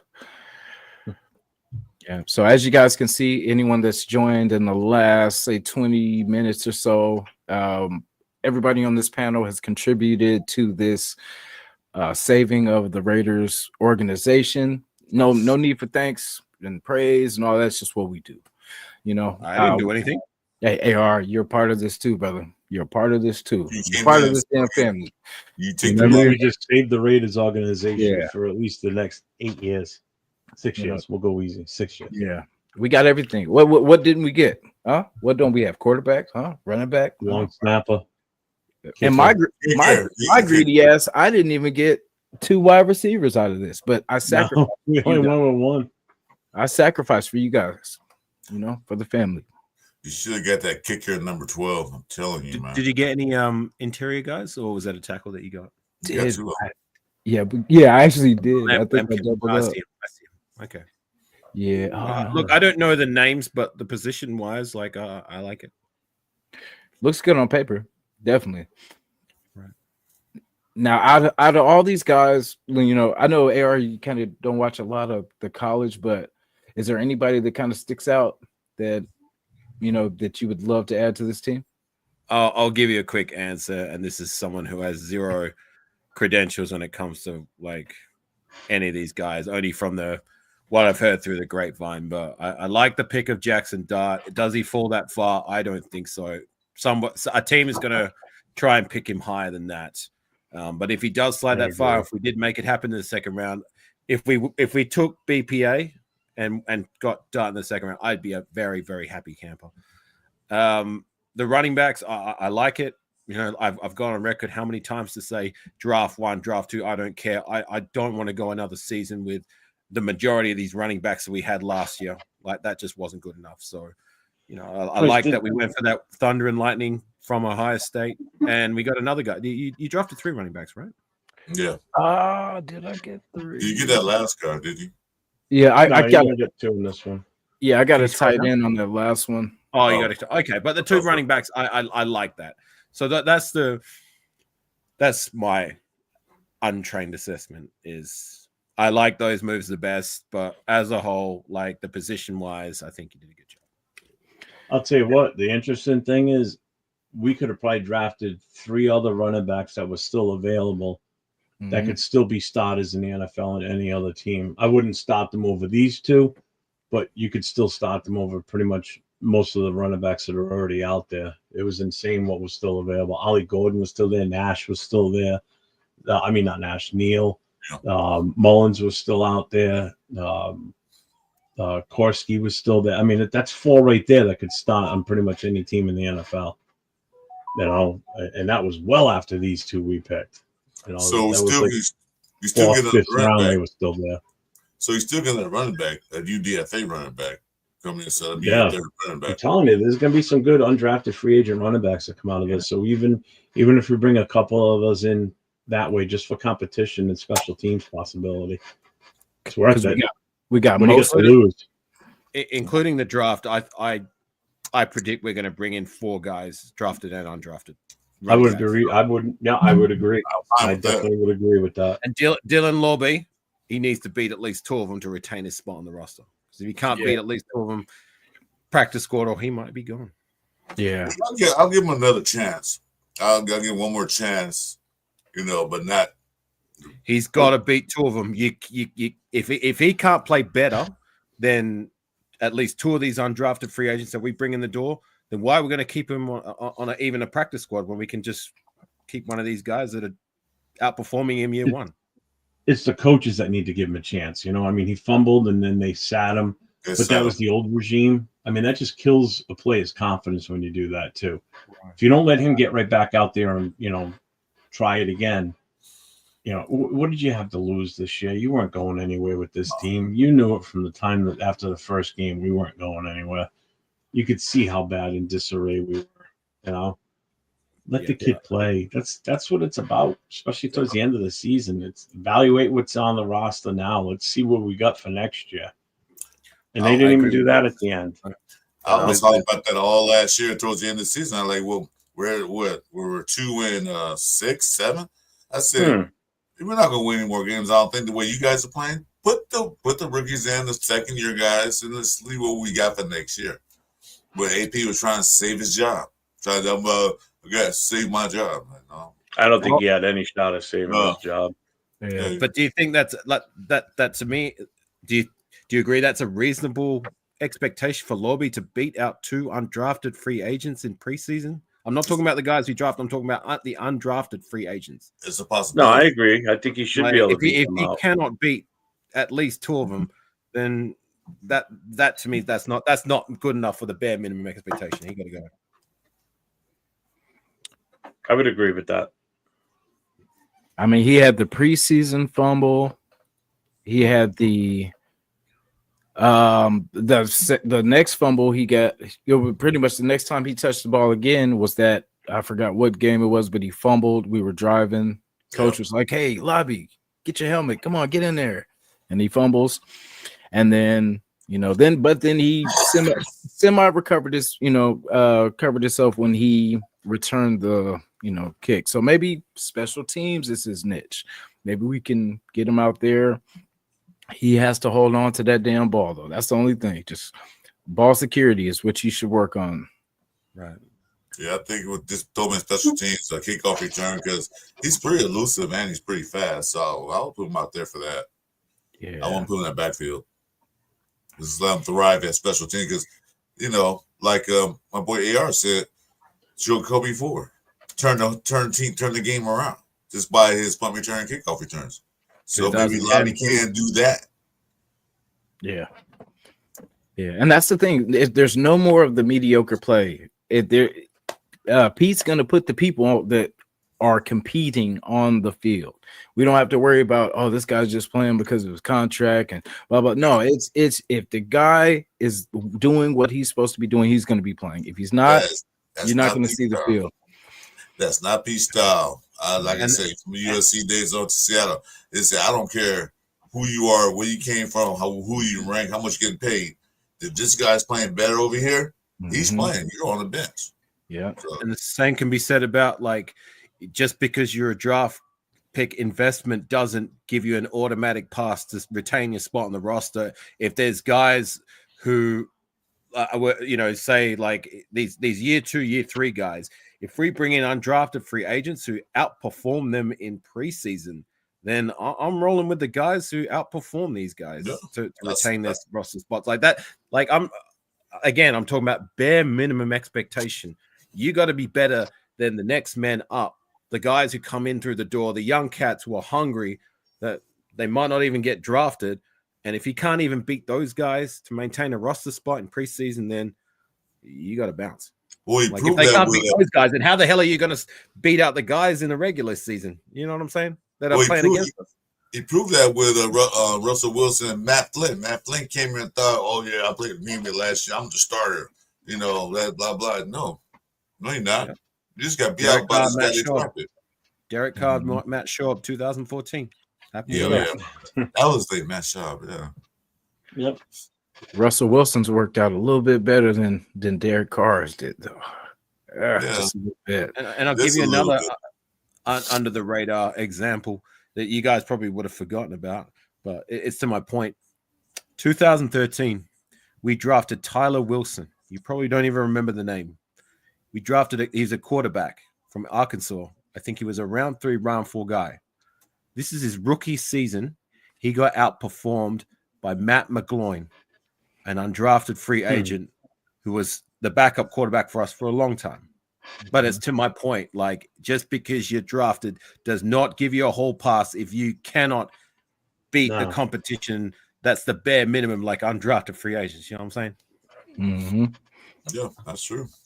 Yeah, and not only like the play on the field, but practice is competitive. Like Pete Carroll does a lot of things to mix up stuff at practice. Like,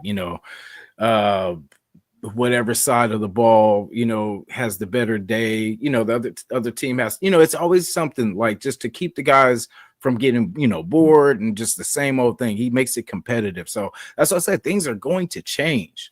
Things are going to change. And you see the people that you got are dogs. Like the few people that we are getting, they are crafting their own version of this team. And I'm liking the way it's coming together. I do. Well, you guys see what the contracts they got, man. They get the 1 year, some got 2 year maybe, and they're not getting the hybrid. So they're going to come here hungry. Even one of the guys said at the press conference, I'm hungry. They don't want to play for 1 year for $1 million and that's it. They won't come here to compete, get better, and do the best they can. So next year, maybe another team like the New England Patriots did pay somebody, or Carolina pay somebody outrageous prices. That's what they're looking to do. So they're going to play their hardest, which I like. Jess asked a pretty cool question, Jason. Let me see. What do you guys think about Sincere McCormick? He averaged 4. Now, I thought at the beginning of the season, I was wondering why McCormick didn't start over Labe. Why was Labe on and Sincere was not? That was my question. And then when he fumbled, that was definitely my question. So, it was, I don't know if he was still hurt. He was still kind of dealing with some injuries, but he didn't get on till like later on in the season. But I was, a lot of us were kind of wondering why not Sincere because of what he did in preseason, building up. It was a lot of weird things. Like why didn't building up to, through the preseason, he was hot 2 years in a row and then nothing. It just made no sense. And that's the other thing I think about him too is he's been here for how many years now, and he still hasn't really I mean, he's always injured. It seems like, you know. When was the last time he hasn't made a full season since he's been here? Correct. Correct. No. I think this was the most regular season action he's got. Yeah, and it was 3 games. And he didn't take any regular season action. He got better, but yeah, he never played a regular season snap until that 4-game stretch. Yeah, we were starting to think he didn't exist. He didn't really exist. Wow. Well, that was my thing. I know Turf is high on him, big time. He loves him, but it's like I think he's got to come to grips that he ain't gonna be around much longer. Sorry. What's up, Gravy? Gravy. What's up, Gravy?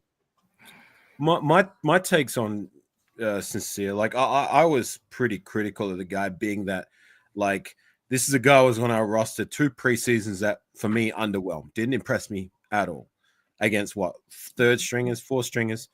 We kept him around the practice squad, and even with our running back woes last season, he still wasn't getting game time. So there was red flag number 2. So I was just thinking, what is it? Why are we keeping this guy around if he cannot even crack the field despite our running back struggles? By hook and crook and by injury, he finally got his chance. And you know what? He proved he can play. I will give him that. Like, he actually exceeded my expectation. The stat is right there. He averaged like 4-point-something yards per carry in a 4-game stretch. So fantastic. I can appreciate that. I liked what I saw. But then he gets injured again after sitting on the bench for 2.5 seasons. Like, you know, I want to see that sustainably and more consistent, and I want to see him stay healthy. But, you know, you've been sitting on the bench for 2.5 years, and then you play 4 games and you hurt again. I mean, come on, dog. Look, he's going to get his chance to fight it out next preseason. He's another guy who I feel like Dylan Lorby needs to exceed.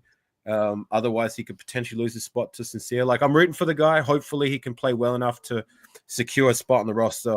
But if he doesn't, that's 3 seasons he's been on the practice squad. I'm not wasting any more time with him.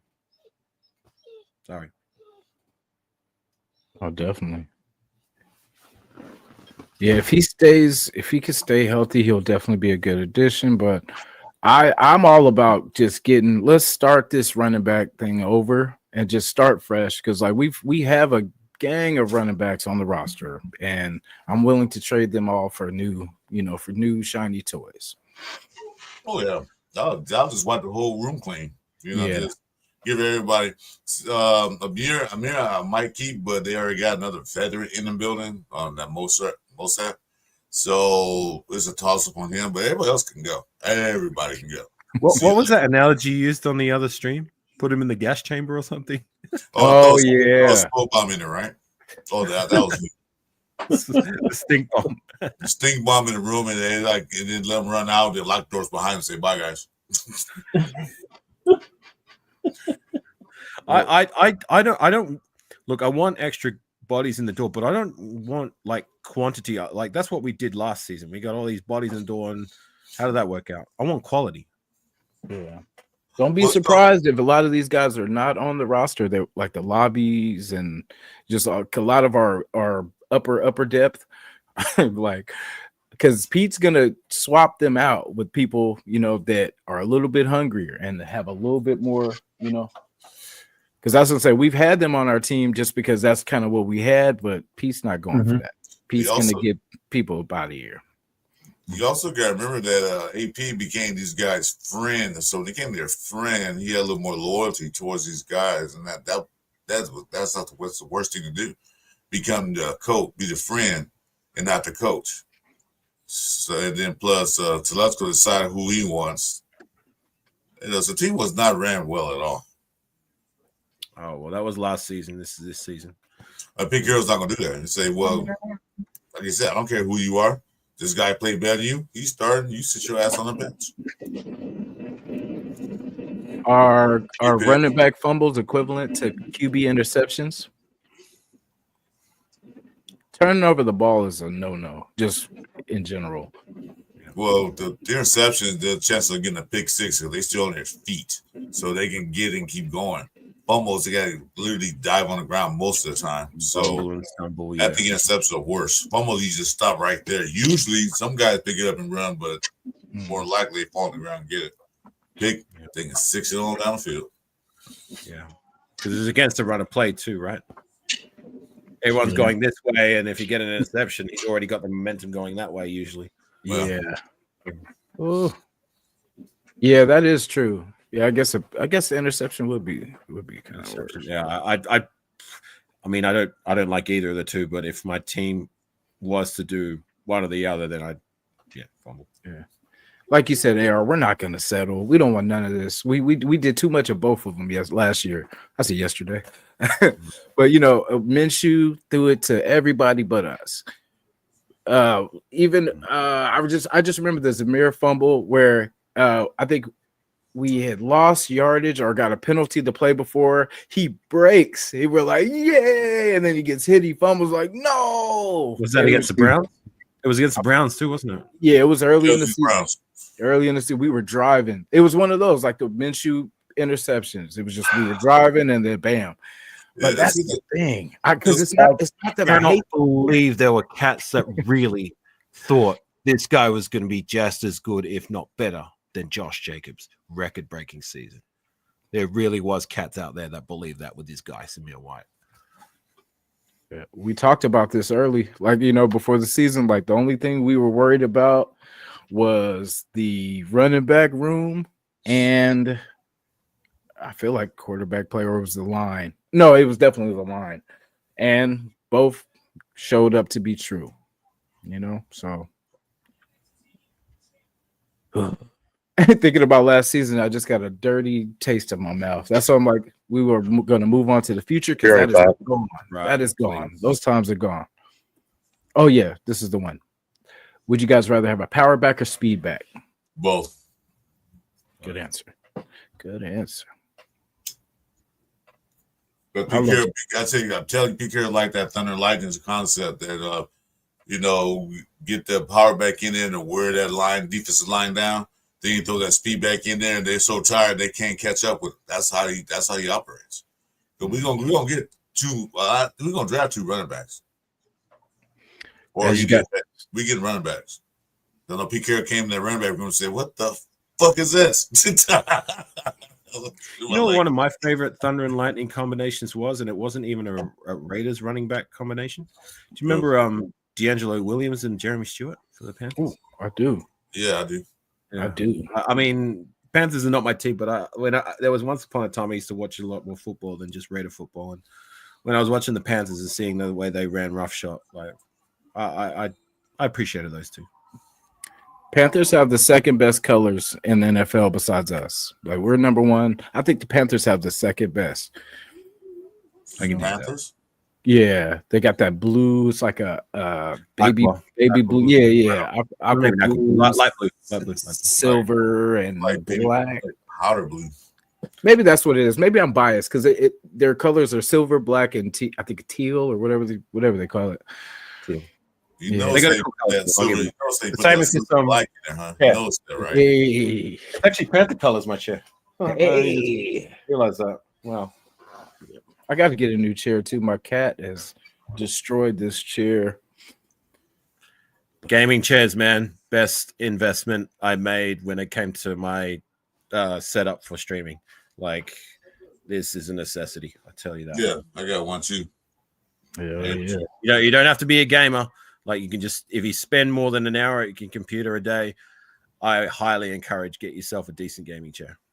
They're worth the investment. I bought this 5 years ago, and it's still just as good as I bought it. Yeah, my style for Jess, I loved a power back that can pound. Well, I'll say pound the defense, and basically when it's time in the fourth quarter, we release our elusive back and just wears them the hell out, and then they're all banged up, so it's just speed is gonna kill. What I mean? That's what I said. They'll put the power back in. I'll wear the defense out. Just wear the defense. I'll let JPJ and guards just like lay on top of them, wear them out. By the time the second half start, they won't recuperate.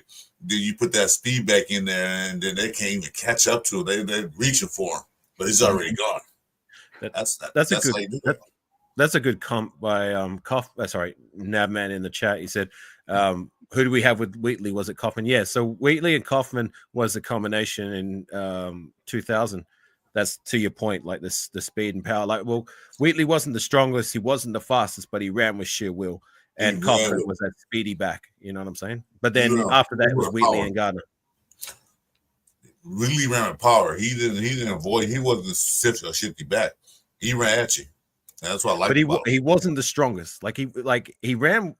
He wasn't the weakest either. But like what I'm saying is that like he wasn't the strongest. He wasn't the fastest. But to me, when I watched him play, he ran with sheer will, and that's how he made his yards. Just by that's what I liked him. That's why I got his jersey. I had his jersey. I don't know what happened to it. I love Whitley. You guys know Shady McCoy? There used to be for the Eagles, LaShawn McCoy, like real shifty, crazy work. The way he would run and just make people look stupid. Like that's my type of running back. I love the elusive backs that just because that's what JJ brought for us, because he could create out of the backfield. Say if he did get trapped, he could shake his way about. And that's what we need. We don't need someone like Samir that just boom.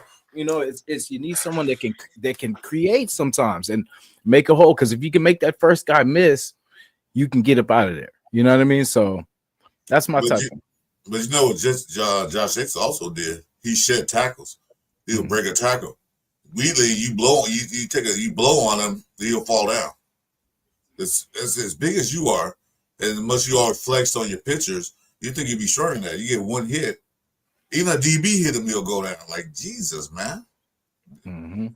You know, shed those tackles. Do a spin move. Do something, because Josh Jacobs did those. Yeah, and that's why AR, we talked about it a lot in the preseason, that's what he didn't have. He doesn't have those quick ass feet where he can, you know, we knew he was power, but his power is it was Zamir. Because we talked about that's why we weren't confident, because they weren't the same type of back. Him and Josh were think about it. Name one move that Zamir has got. He reminds me of a rhino that just runs into the wall, you know, like. And I will add this. I will say stiff arm, but if you do that, you're gonna drop the ball. So you could use a stiff arm.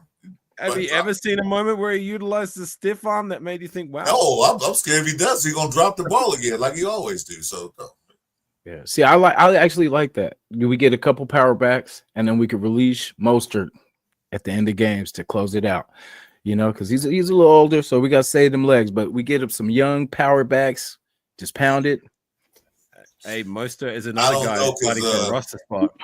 Mostert catch the ball, so he might be taking the place of Amir Abdul. He catches the ball out the backfield. So if he can't beat out these young cats we bring in the door, then I'm rolling with the other guys. Mostert's, to me, competing for a spot. His spot ain't guaranteed. Ooh, that's a good one too. I like that. Remember when they had Brandon Jacobs? They had Tiki Barber. What's the other guy? Bradshaw. When they had that 3-headed monster in New York. Yeah, that's what I said. That's the type of like balance we need, because they had Jacobs was that, you know, power back.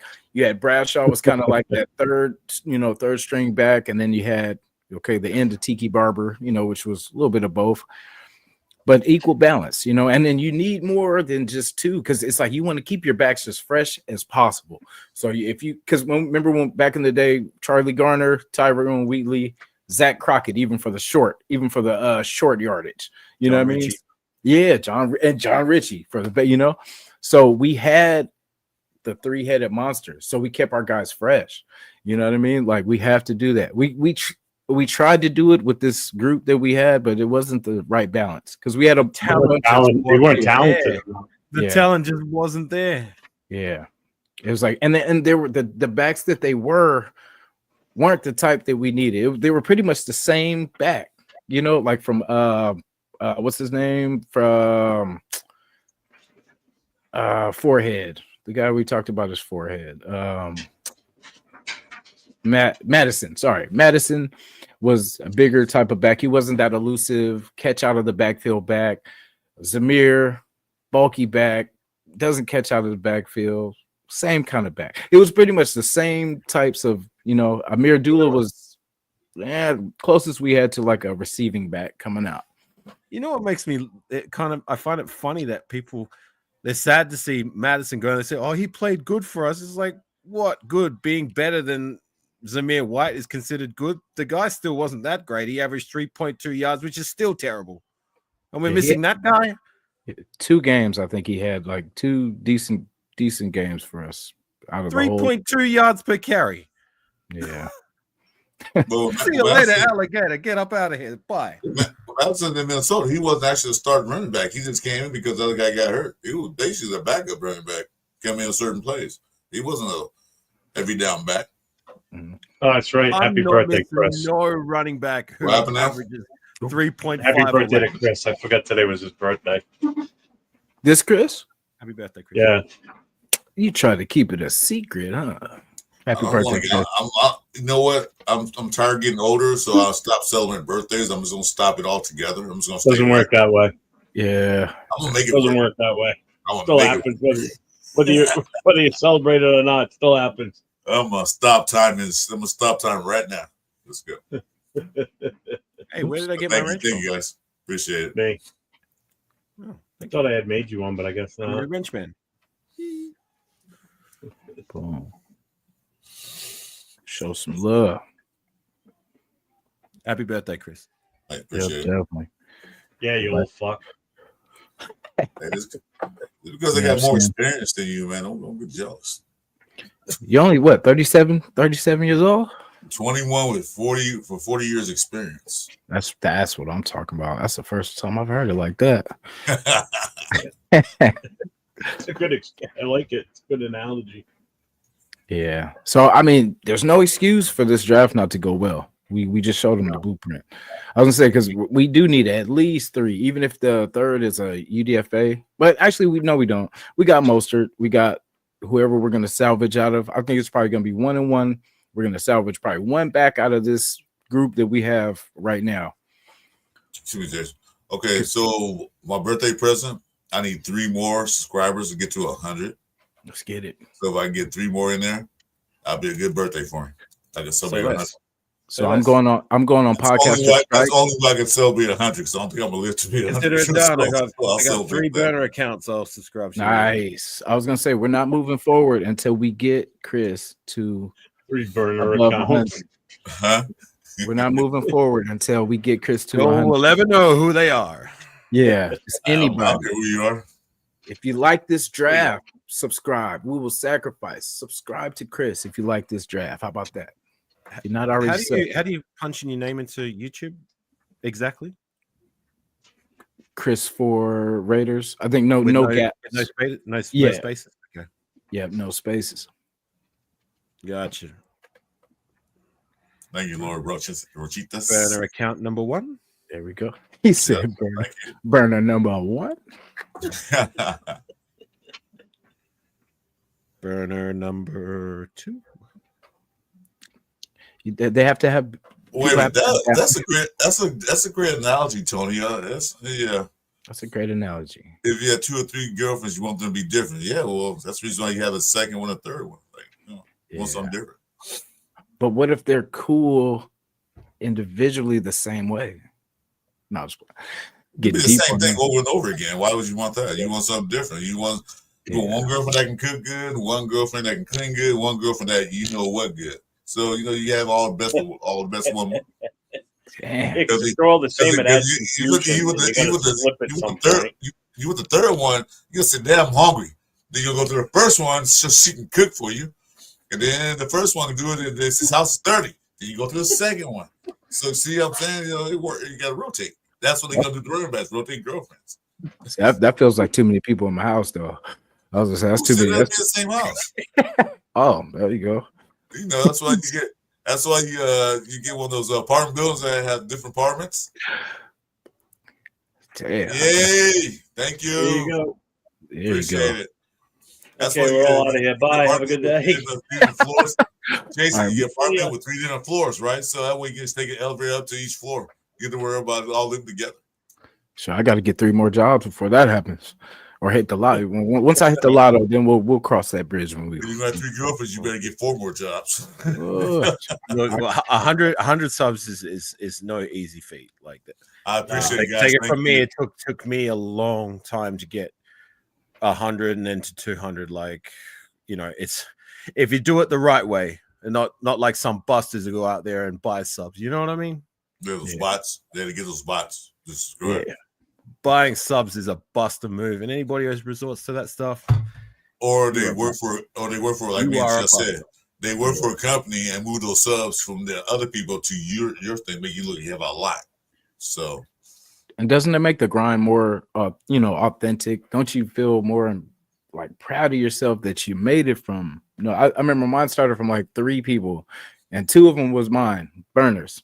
One of my other accounts was my other, you know what I'm saying? But it was like, but slowly but surely it does happen. Like as long as you make a little sense, you can stack it up because the nation is strong, man. There's no way unless you think that we should have gave Jamarcus Russell another year, or do you have a take like that similar? Or you think that running backs come a dime a dozen? Those kind of takes, or Minshew was the next coming of baby Jesus. But yeah, well, he's a chief now. That makes me so mad that because like we probably could have forgave him at some point, but then I'm like, you do that to us, and then you go over there, and I swear, if Mahomes gets hurt and this clown gets in there and he beats us, that'll be just poetic. Woo! Reverse. I don't know what you're getting mad about. I'm doing jumping jacks that he's with the Chiefs. Yeah. Fantastic, great. Yeah, no, I just the nerve of that. Fantastic. I'm all for it. Yeah, and he's over there telling our dirty little secrets over there. Well, I'm the secret. It's a whole new regime. This is a whole regime. What's he gonna do? Give him a playbook. It's a whole new regime anymore. Yeah, he couldn't even read it. Maybe he's like, what did I do wrong on this play? He said, well, you threw it to nobody. That was the first thing. It was nobody over there. Nice. Jason Downs putting it out there. I don't know if you guys played this game in elementary school where the guy like has back turned to like a bunch of kids and he threw the ball up and whoever catches it. I forgot what they call it. That's what he did. He throw the ball up, hope I got to catch it. Like, 3 flies up? 3 flies up, yeah. That's exactly what he did. It's like, yeah. Don't throw it up. I bet, just to go back to that, when he threw that first sideways fumble in that first game, I bet Mark was like, what play was that? Just out of curiosity, what play did he think it was? Because that's the question I would ask. What was going on that sideways pass to nobody? Devontae when he was out there? Yeah, remember he started out, he just threw it to the left, and then there was he was like, oh, as soon as he threw it, he was like, oh, and then he ran over, and then the Chargers ended up getting it. But it was like, what? Right there, I would be like, you know what? Maybe you're not ready. Maybe here, have a seat. Let's Aiden, get in there. Let's finish this. Yeah, because it was just like, what in the world? They were just somebody wasn't on the right page, and thanks. It looked bad. Shock Bowers, thanks. This is my last birthday. I'm not celebrating next year, so I'm done with that. Hey. I keep mine a secret too, so don't feel bad. Don't feel bad. So you got some love. I got it. In the Raider Nation, that's all about love, man. We're family. We're all about the love. My birthday's May 20th. Anyone wants to send me Vegas tickets, I'll take them. Gotcha. I'll be out. I'll be out. My birthday. Don't bother me. I'll be out of town that day. Sorry. Yeah. Hey, get out there at least once. How are you guys about the rest of free agency? We just bulk this line up somehow, some way. If it's through trade, if it's whoever's out there in free agency. Most going to trade draft picks. No, I don't want to trade anybody any draft picks. No. I think at this point it's just going to be whatever we can get in the draft is going to help our whole line. I don't think we're going to be making any more moves. I don't see us doing anything else. I had this theory, like when I last went live, that they didn't overspend this draft, and the reason being, I feel like maybe this year is a transitional year, and they know that. So they're like, all right, well, let's just see how we go with our own draft first, and then when we're in a better position to sign marquee players to bolster our team to really push us over the top, then we will spend. Because right now, as it stands, like we're kind of we're likely going to be between 5 and 7, 8 win team until proven otherwise, right? Yeah, because you look at Spike, this is his first time being an actual general manager. So maybe they're holding fast. He don't want to look bad, like going to overspend and get this, and we still win 5 games last year. I mean, because if you overspend this year, then you can't overspend next year, right? Right. I'll say you just get because Pete Carroll, they want their style of players in the system. They don't, and so does Chip Kelly. They want their style of players in the system. This kind of guys I like to run the offense with. This kind of guy I like to run defense with. They try and get those guys in here. They can't do all in 1 year. You know, it takes a couple of years for it to happen. Because remember, Pete Carroll did build a national championship at USC. It took him 2 years. Same thing with Seattle. It took him a couple of years before they gave him a Super Bowl team. So he has to build a slow. I know he has 3 years to do this, maybe 4, but he's setting the blueprint to build this team. Everybody's killing Minshew in the chat. I love it. What's up, 8-5? Yeah, like I said, we gonna cut him anyway because they're gonna put me boogers on that football. They're gonna cut him. Oh, Minshew, damn it! Did you have this football? So wiping it, wiping it off. Like, but I was gonna say, ew, we got boogers on the ball. Yeah. He's all wiping it on him, like, dude, come on. Yeah, go to Kelsey, wipe on his back. Here, Kelsey, take the boogers off. Yep, someone that's I've heard this name for years when we were looking for offensive coordinators, and we finally got him. Chip Kelly.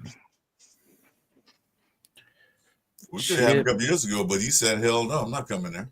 Yeah, that's a shit show over there. Hell no. I'm still gonna hold fast. It's just funny how bringing in. What was that, Joe? It's just funny how you get the right head coach and you can bring in other talented coaches. You know, you weren't going to get that with AP as a head coach. I mean, you were getting washed ups and has-beens. You know, holdovers from the current regime. You know, from the previous regime. Right. I mean, look, on paper, it seems like the right move, and we're paying him to be that good. But I'm still going to wait. I want to see it translate on the field. I want to see it take shape rather before I crown this guy as all this and all that. Like, yes, I know he's accomplished a lot at the collegiate level. He had as a head coach, you could probably lean more towards a failure of a tenure. His 2 tenures in the league. No, I don't think so. I'll backtrack that. His first 2 years with the Philadelphia Eagles, man, nobody could stop that offense. It's just that when he started getting rid of their key players, that's when he started falling. Go to Frisco, he wanted to do this, and they told him hell no, so he failed there. So he did pretty good in his first 2 years. I mean, Philadelphia was like an unstoppable offense. They scored like 30-something points a game. It was like unstoppable. Shady McCoy. It fell off the last year, and then he went to the Niners and won 2 games, less than AP. I was gonna say that team was crap too. I was gonna say that era of their football was not a good one because I was gonna say they were pretty much with us of not doing so well, and then they just took off. Niners started taking off, and I mean, how many championships have they, gotten in that time too? So all those playoff wins.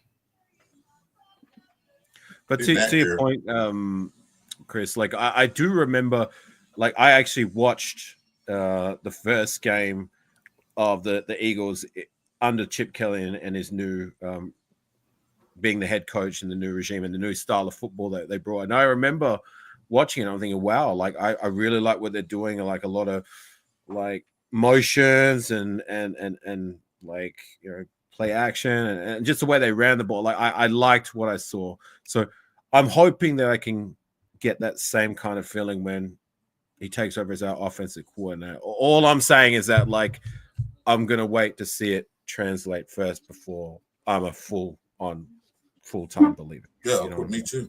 Well, Chip Kelly eventually won't be a head coach back in the NFL. That's his goal. So he's not going to crap the bed, as offensive coordinator. So he's going to do his best, get the best players in, the best system.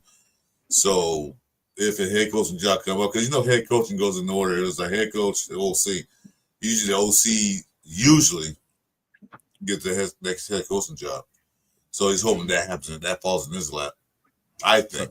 I'm not sure, but he's definitely good too for I like Chip because he's fresh with college and stuff like that too. So he's kind of like the ear to the college players for Pete, because Pete's been out of the the college scene for a minute. So we got someone that's been there, just won a national championship there, has played some of the best competition there.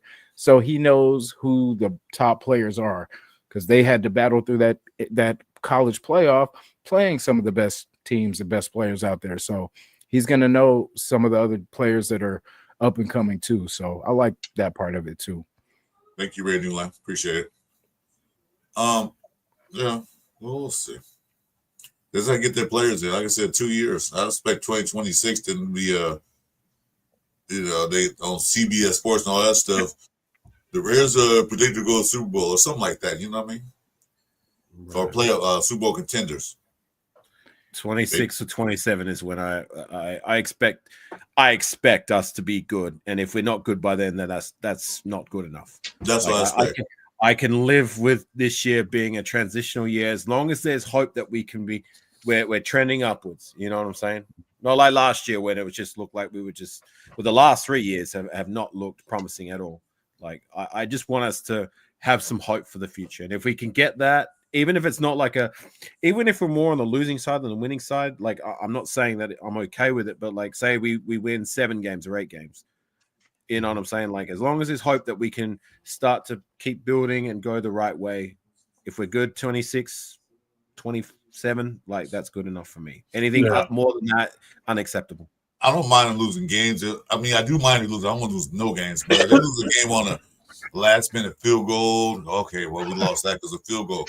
But I don't want to see him lose game on stupid shit like bad, like coach, make the call the timeout, challenge the play, do the right thing. AP didn't do that. Losing like games on dumbass decisions. I'm like, come on now. No more of that. We just need to be trending up. Yeah, I think Mosley signed too. Tom Brady, Pete Carroll, Chip Kelly, Patrick Graham. Sounds like a great fucking coaching staff, despite Brady not being a coach. He has a say so. Right. Yeah, I was gonna say, like AR said, it looks good on paper, man. But let's see what, because we're still building, we're still putting pieces together. So, and like I said, it's March. You know what I mean? We have a ways to go. Mm-hmm. Definitely got a ways to go.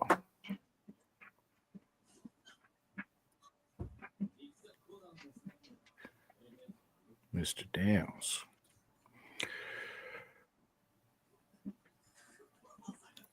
All right, gang, I'm gonna head to bed. So I'm getting late for me, and I appreciate you having me on. Thanks for the invite, Jason. Chris, Jeff, you always know what time it is. Appreciate you guys. Yeah, it's always good to see you, man. You know that. I love being on the panels with you, Oh yeah. Congrats on the 100 subscribers. Let's get you to 500, and then hopefully you'll get to 1K in no time, right? Thank you. Yeah. Thanks so much. It's a process. Like Jeff did it in emphatic fashion, and I can appreciate that. Like it took me, God, I started doing Raider content semi-consistently 2021, and I only just got to 1K like at the end of last year. So it can take a while, but slowly and surely you'll get there. I'm not mad because I started in January, and this is now mid-March, so let's move along. Yeah, keep doing anything the right people find you. Do your thing, and the more visible you are, too, that has a lot to do with it.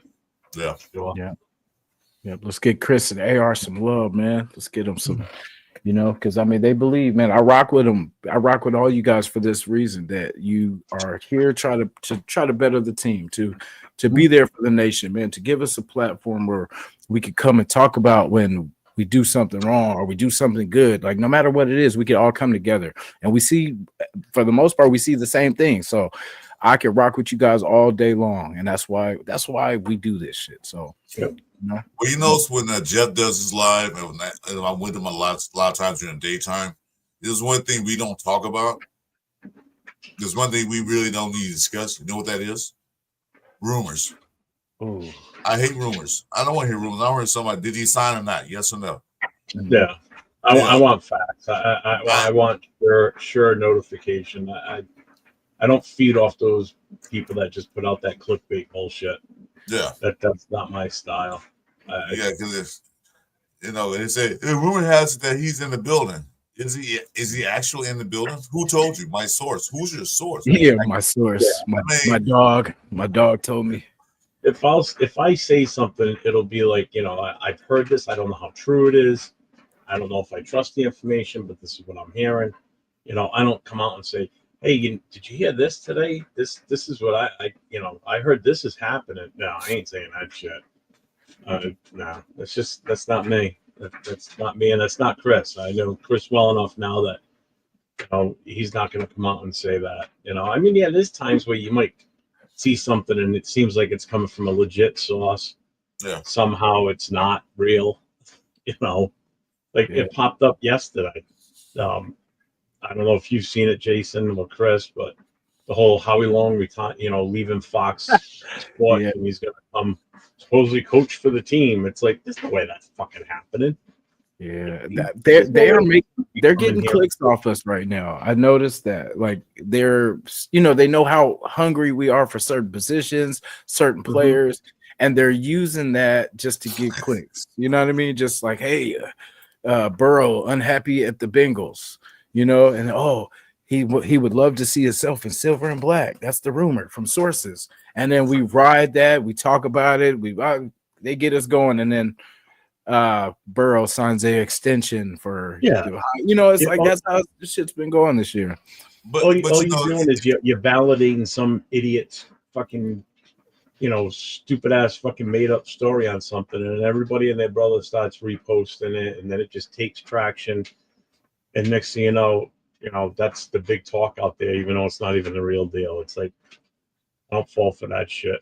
Absolutely not. As soon as I saw that about Howie Long, the first thing I said, that's not real. That's good. That's bullshit. My son brought it up before we were on the show yesterday. He goes, I want to bring that up. I said, dude, that is not real.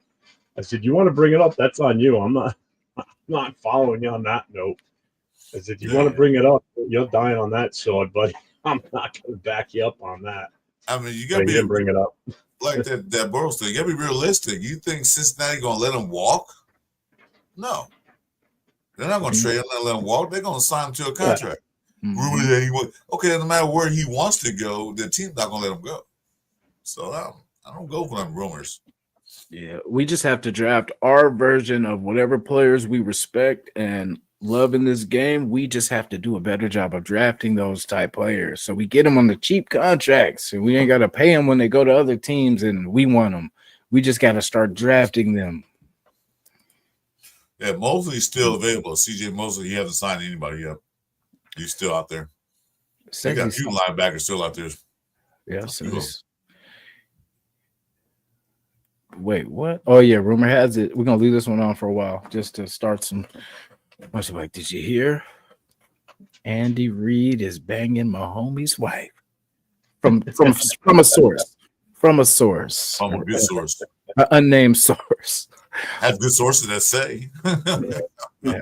I'll believe it, The source is Mahomes' brother, that little twerp. He's Belichicking his wife. Hey. Yeah. Patrick, don't hate me. We're just having fun, brother. Just having fun. I'm sure they say worse stuff about us. I can only imagine. Yeah, really. Just a quick note, everybody that's on my channel or in my channel right now watching, make sure you make your way over to Raider Nation Jasin. Get over to his channel. If you're not subbed yet, make sure you sub to his channel, follow him, hit the notification on there too. Same thing for Chris. Everybody knows Chris. Chris for Raiders. Make sure you do the same for both of them. Get Chris's subs up. Get Jason some love and attention here. How far off are you, Jason?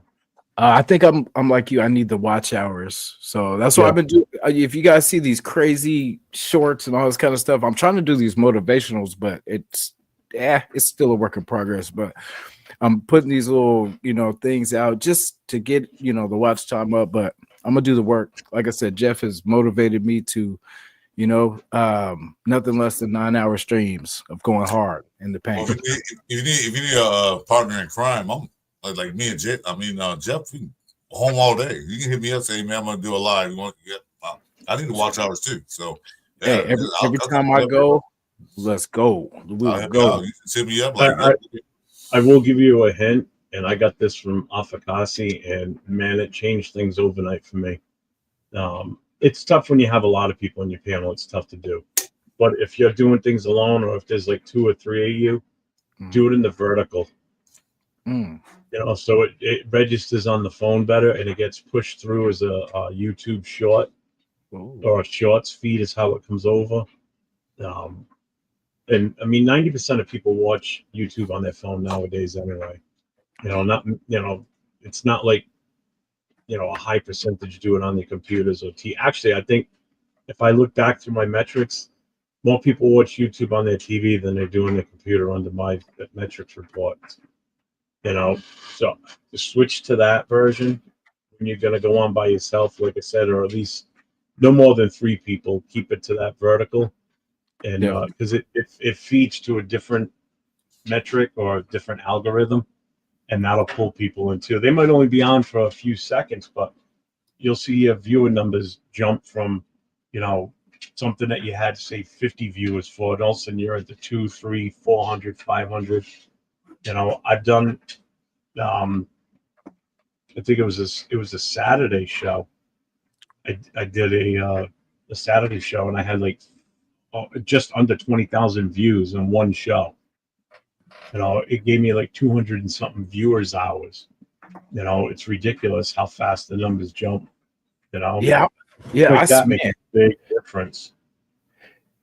Yeah, you were grinding too. You were putting in time, and like you said, it was a good, beautiful time.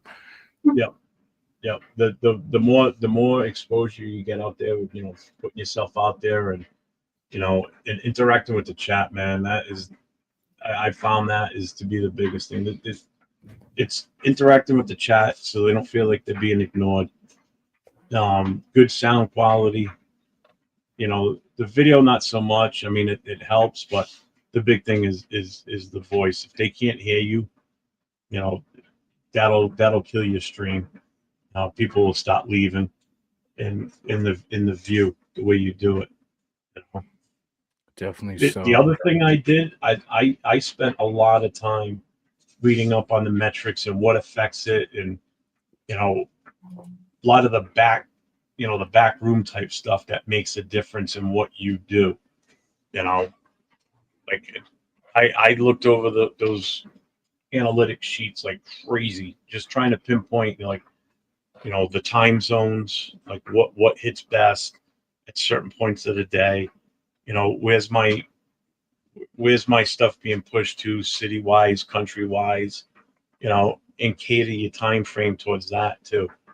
A lot of that shit makes you don't think it does, but man, it makes a big difference. I made sure I did my homework because I didn't want this to fail, and it paid off. Definitely did. Yeah, because I'm looking at mine. I have more people watching this live on the phone than you do on computer. It's the phone, the computer, and then TV, then tabs. So we can see where they're watching it from. So most watching on phone, you might as well do the vertical so they can see it better.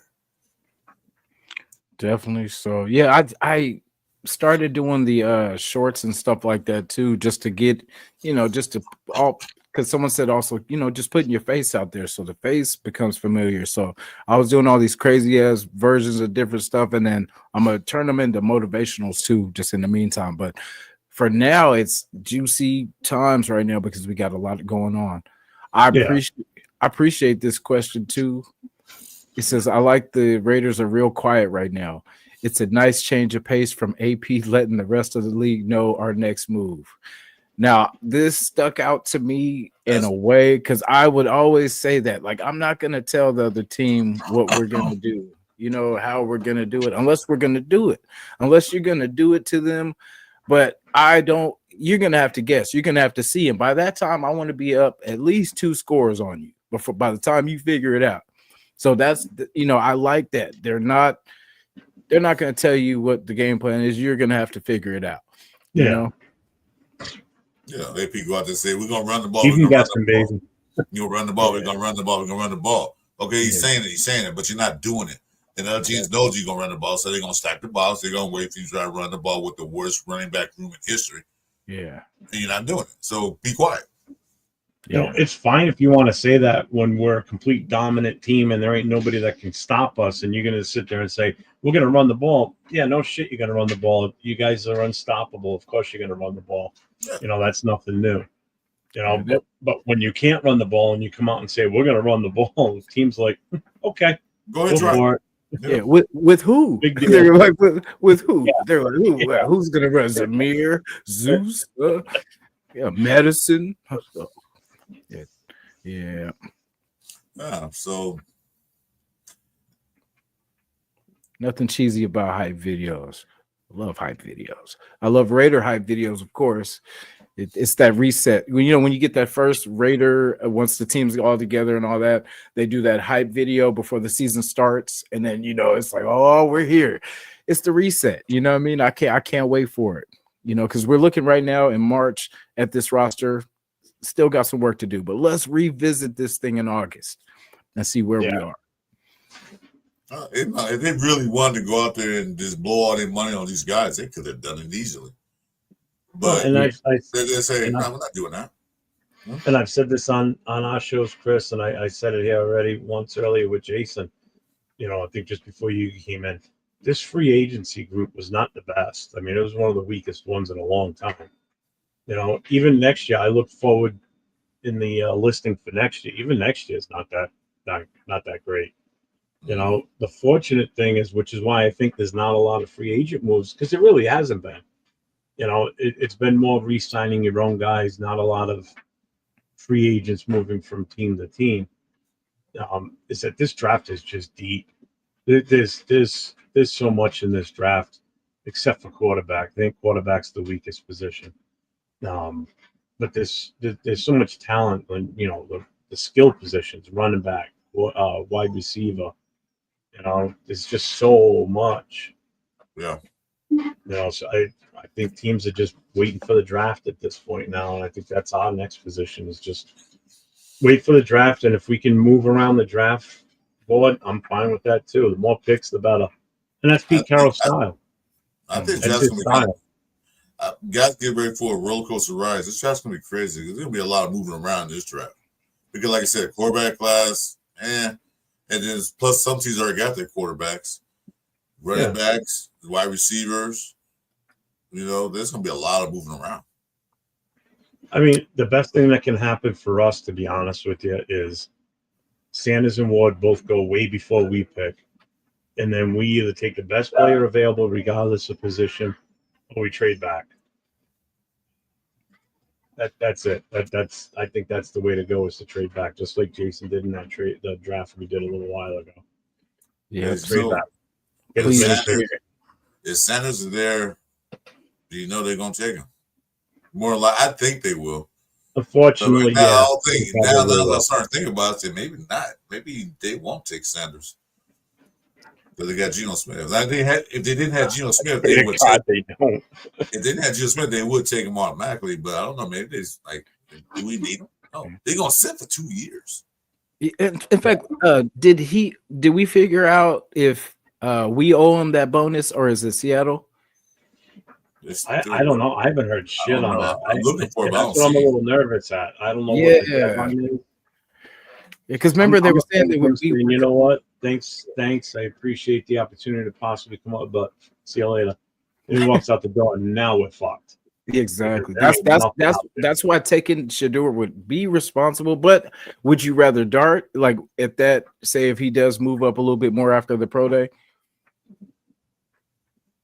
I still would rather have Dart, but that also means at this point we're going to be going with ALC 12 to start. You got to start him at this point. So Chip Kelly has to work his magic, and Olsen, if they're supposedly the quarterback whisperers and can make it work with anybody, he said it himself. Chip Kelly said it in that little interview after he was named at the UFC. then prove your point. Do it with O'Connell. Get him to where you think he needs to be to perform in your offense. And if he does great, then guess what? Number one, I was right. Jason, I know is you're an AOC guy, right? Yeah, I love AOC. I think you were right. I was right. Definitely up. I know that would be right. Like definitely an upgrade. So I'm glad at least they solved that part. We don't have to do the AOC protest anymore. But it's good. It's good having him at least as the backup. He's been with the team for a while, so just in case something happens, I'm okay with him until we figure something else out. Yeah. Well, remember Wentz was under Chip Kelly. He did wonders with him. So yeah, is Wentz still with KC? Because that's where he was like last year. I was wondering that too. Don't know, but I'm saying I know he was a free agent. So if they brought Geno Smith in, then they're not bringing him back. No, I'm saying Wentz did great under Chip Kelly was at the Philadelphia Eagles, so we can do that with him. But Wentz was supposed to be like one of those quarterbacks, and he wasn't. But Chip Kelly made him look good because he had built the offense around him. That's what Pete Carroll said. We're gonna build the team around the quarterback. So whoever the quarterback it is, that's what we're gonna build a team around.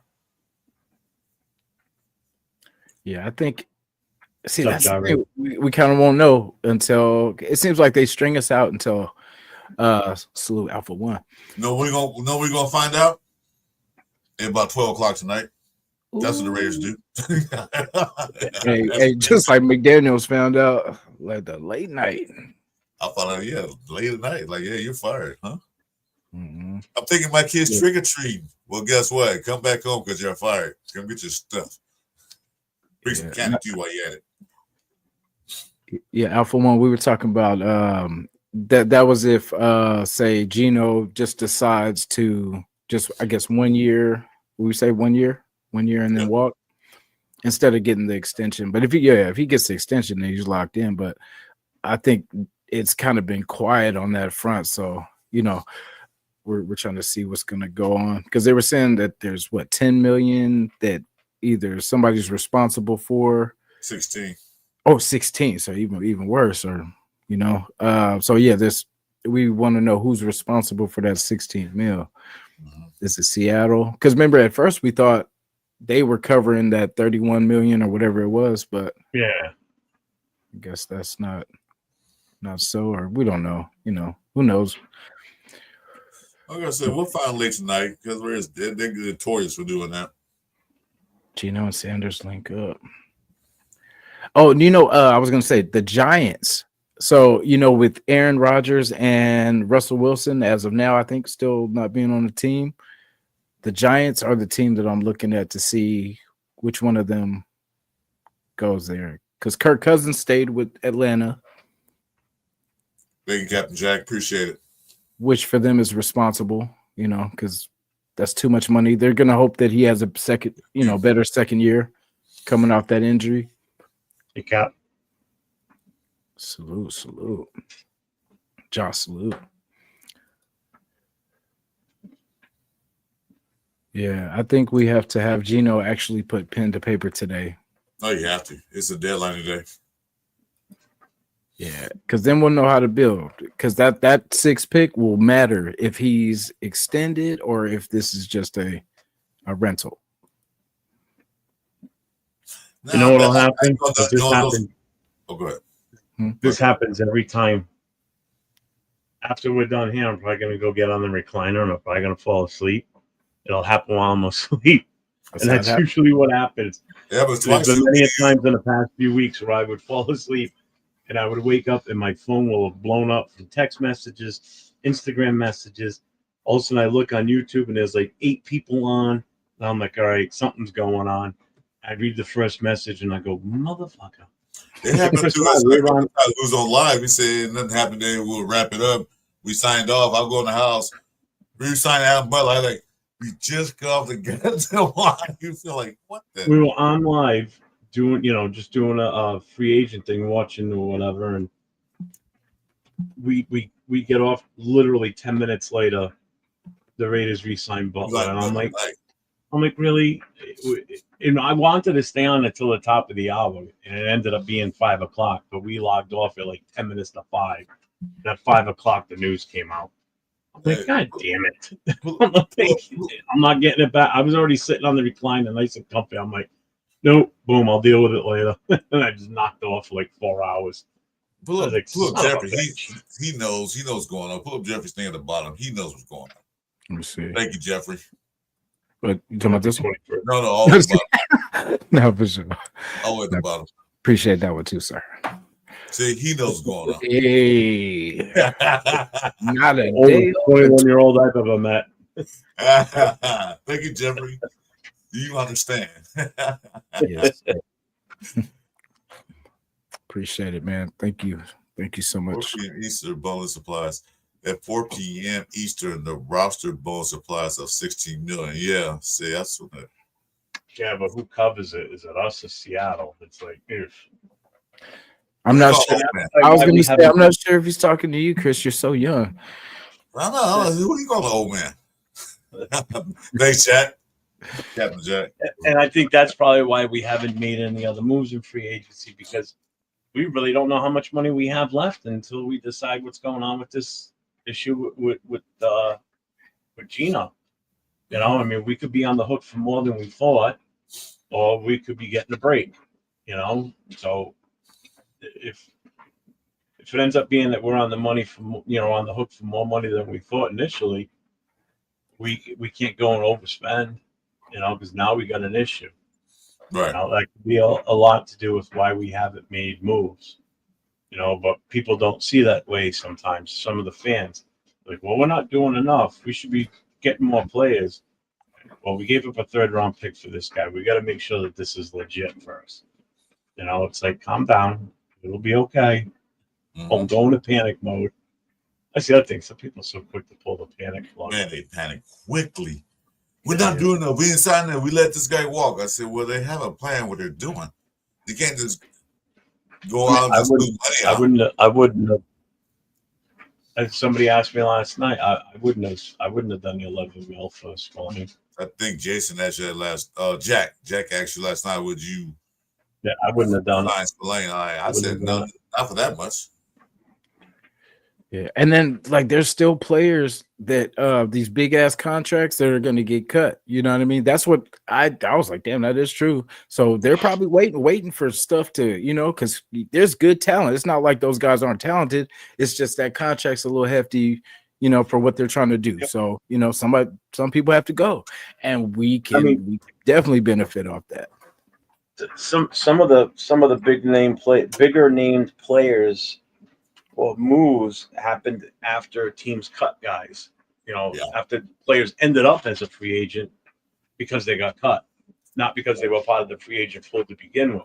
You know, they got caught on Wednesday, and now all of a sudden everybody's like, ooh, that guy's now available. You know, like Devontae gets cut. He jumped to the head of the line at wide receivers as far as the best available wide receiver out there, you know, because he's definitely better than anyone else that was available. You know, Diggs coming off a major injury. Godwin had a legit shot to go sign back with Tampa. He's injury prone. Keenan Allen, same thing, injury prone. Amari Cooper, too much of a headache. You know, so automatically Devontae jumped right ahead of everybody. You know, it only made sense. And he was one of the first ones going also. Next thing you know, boom, the Rams grab him and sign him.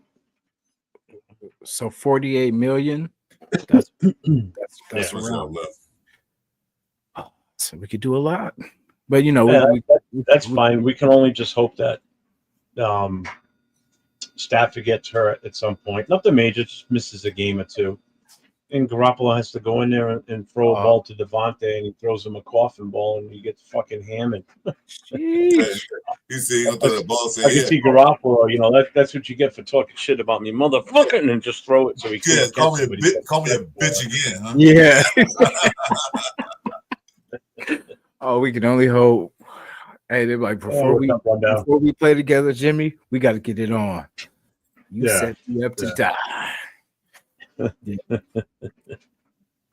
Vic Tafer rumors. Gino deal is 3 years, 30 million, 10 mil a year. That's what he heard yesterday. If Yeah, true, I saw that's that too. yeah. But I'm not buying that until I see it. Yeah.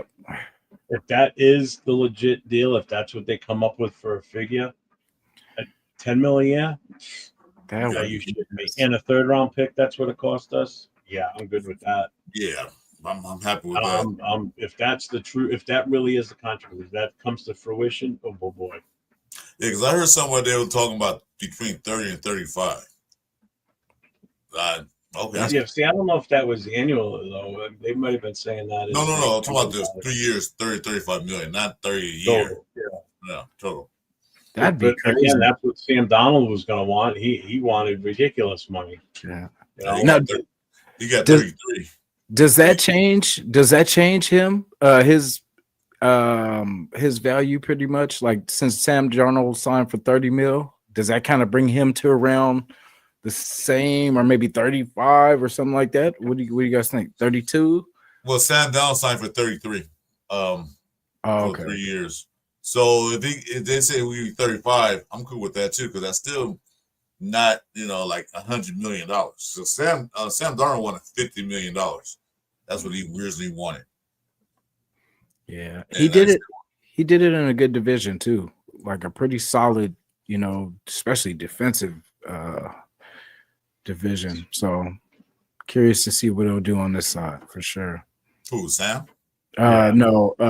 Well, not just him, but even Gino. Gino did it in a pretty good division in the NFC West. Oh yeah. And so going against like a lot of good defenses over there. So that's what I said. I think he should be okay over here. Should be okay. And then watch right after this. Gino's unhappy and chooses to go somewhere else and blah blah blah.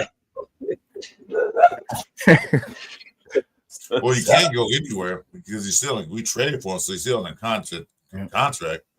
Next year he can leave, but he can't leave now. Technically, he would go back to Seattle because that's who his contract's with. He's still under contract with them until we sign.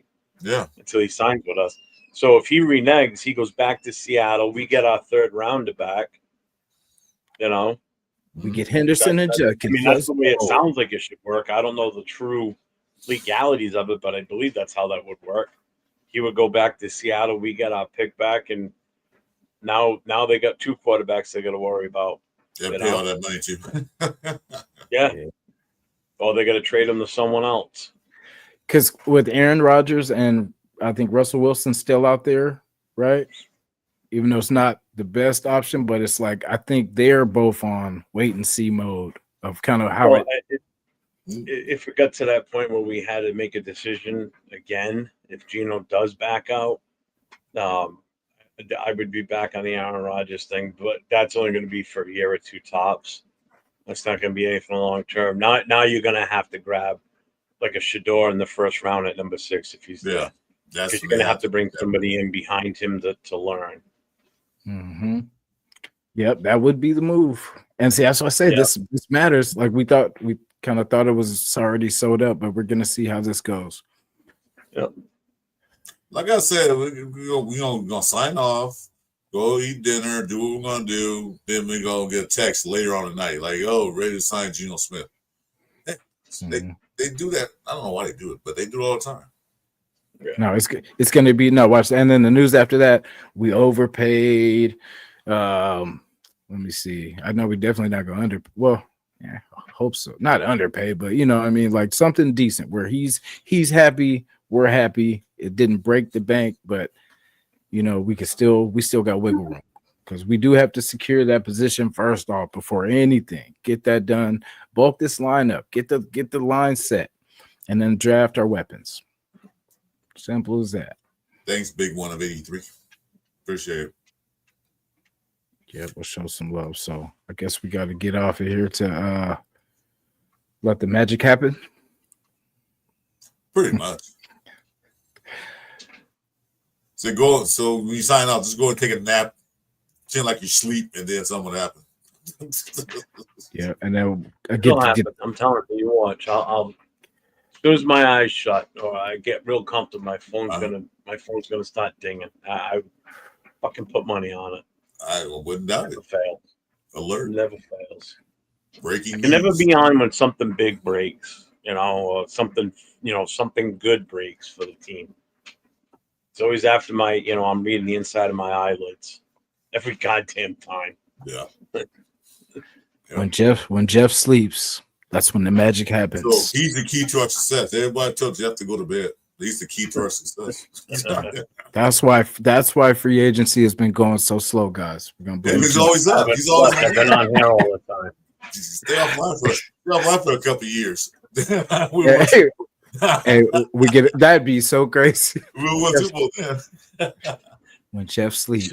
Hey, Chris, after we logged off last night, I don't know if you stayed up and went online or was looking for YouTube. I left Oz. I shut that down, and I went right over to Raider Ben, and I was on with Ben for like another hour and a half or so. Really? Yeah. I saw he was still on, so I jumped in with him. I don't mind hanging with him on a Saturday night, That when I was with the bed. Shooting the shit for a little bit, I passed out. I was in there drinking my celebratory drink, so I went to bed.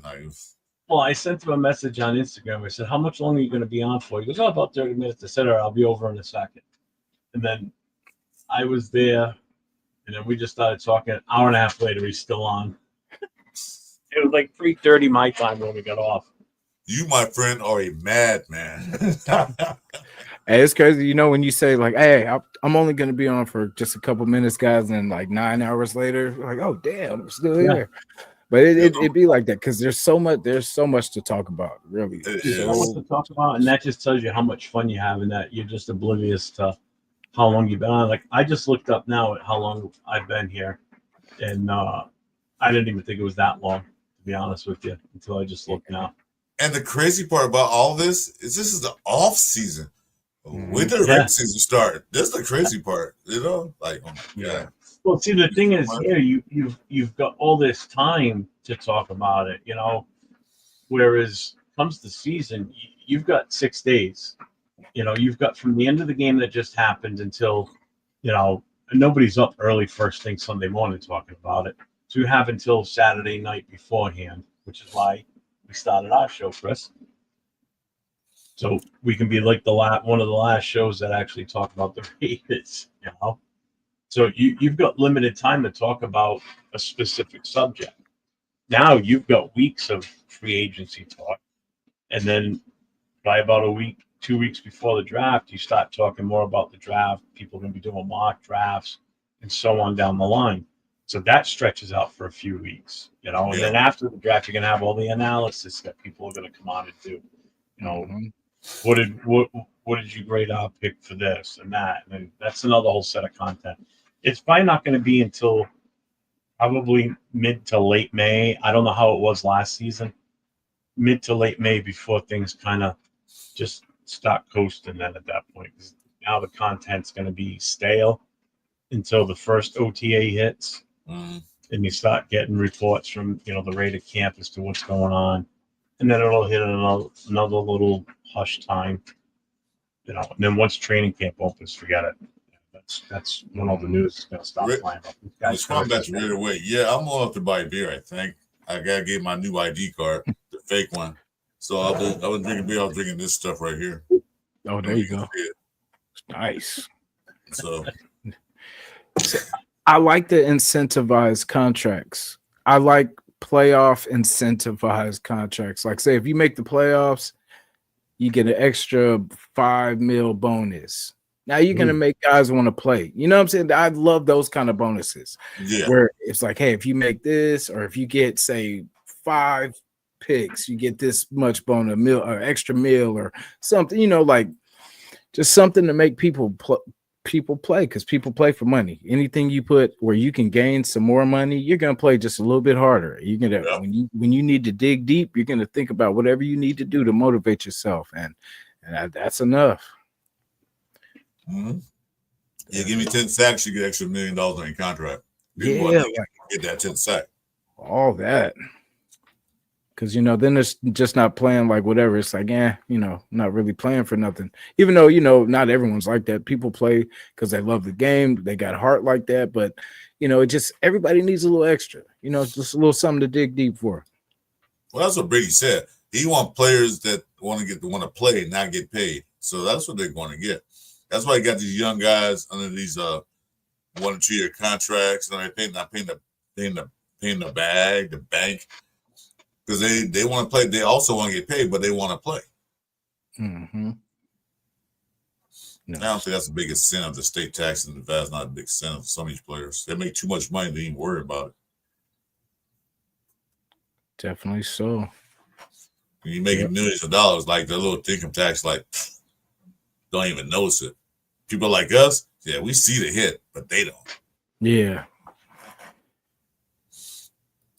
Yeah, give me 30 million. Bet nobody will know it.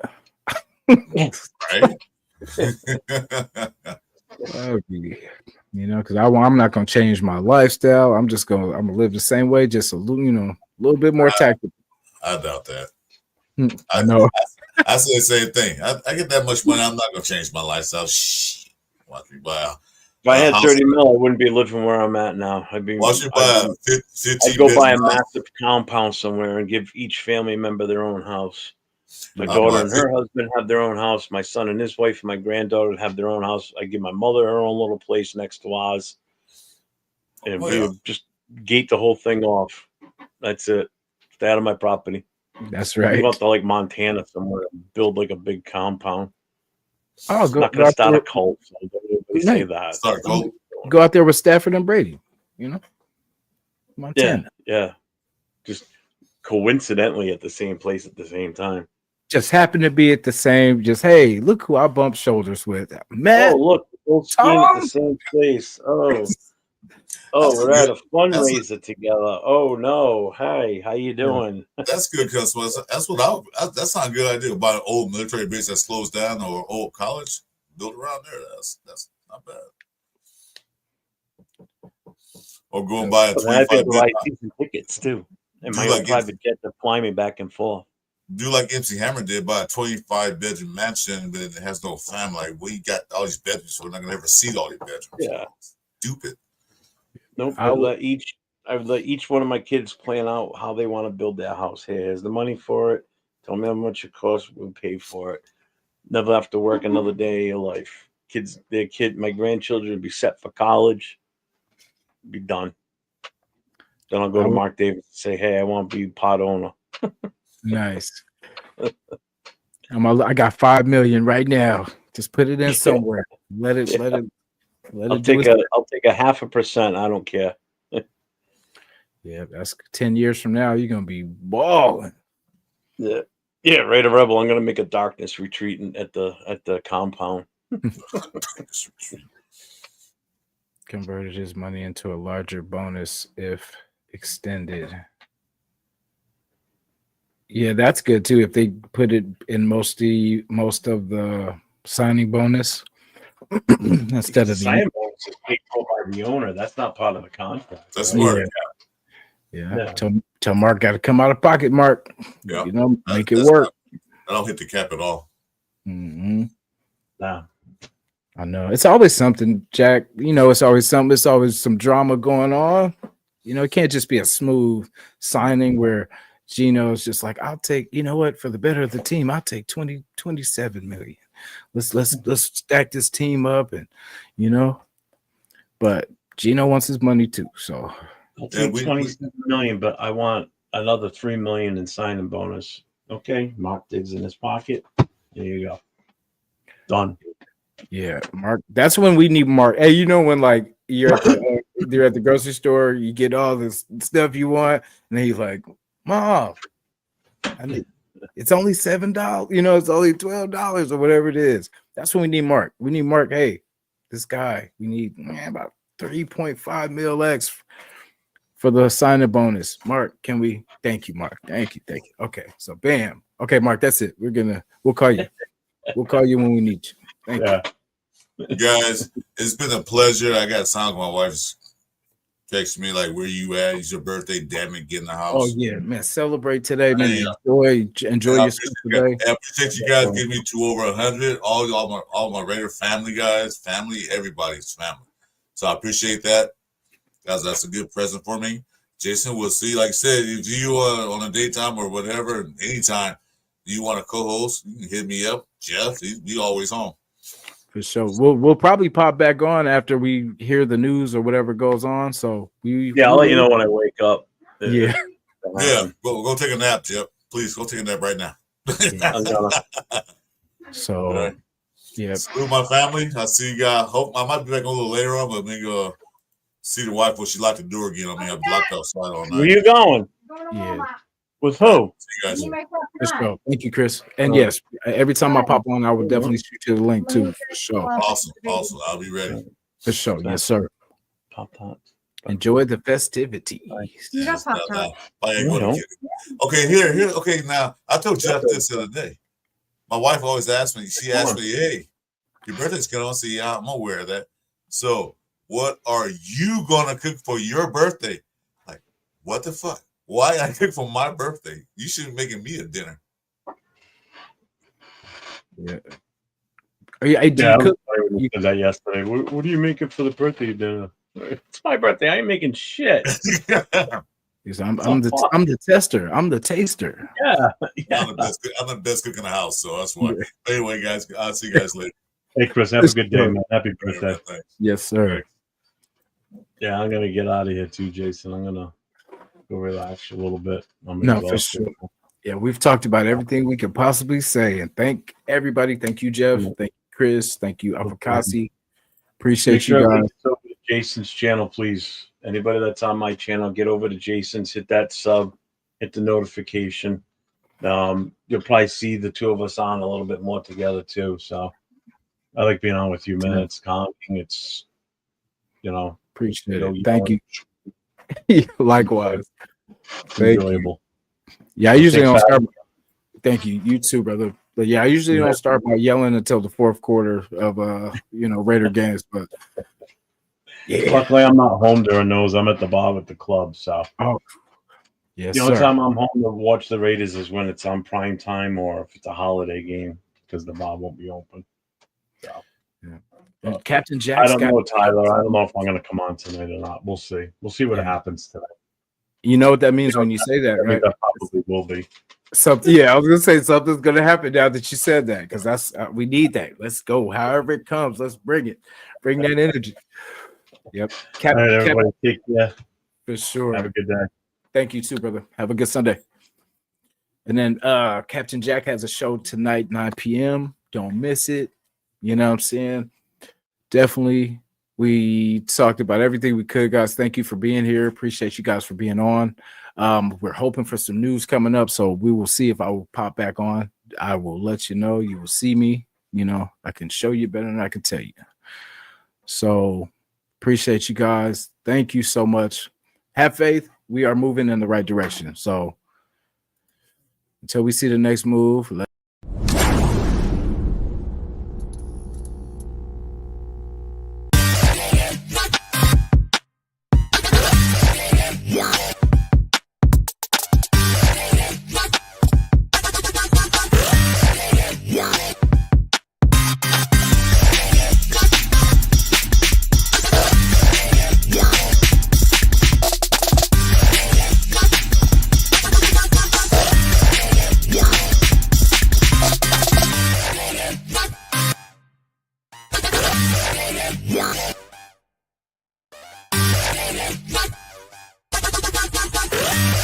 Yeah.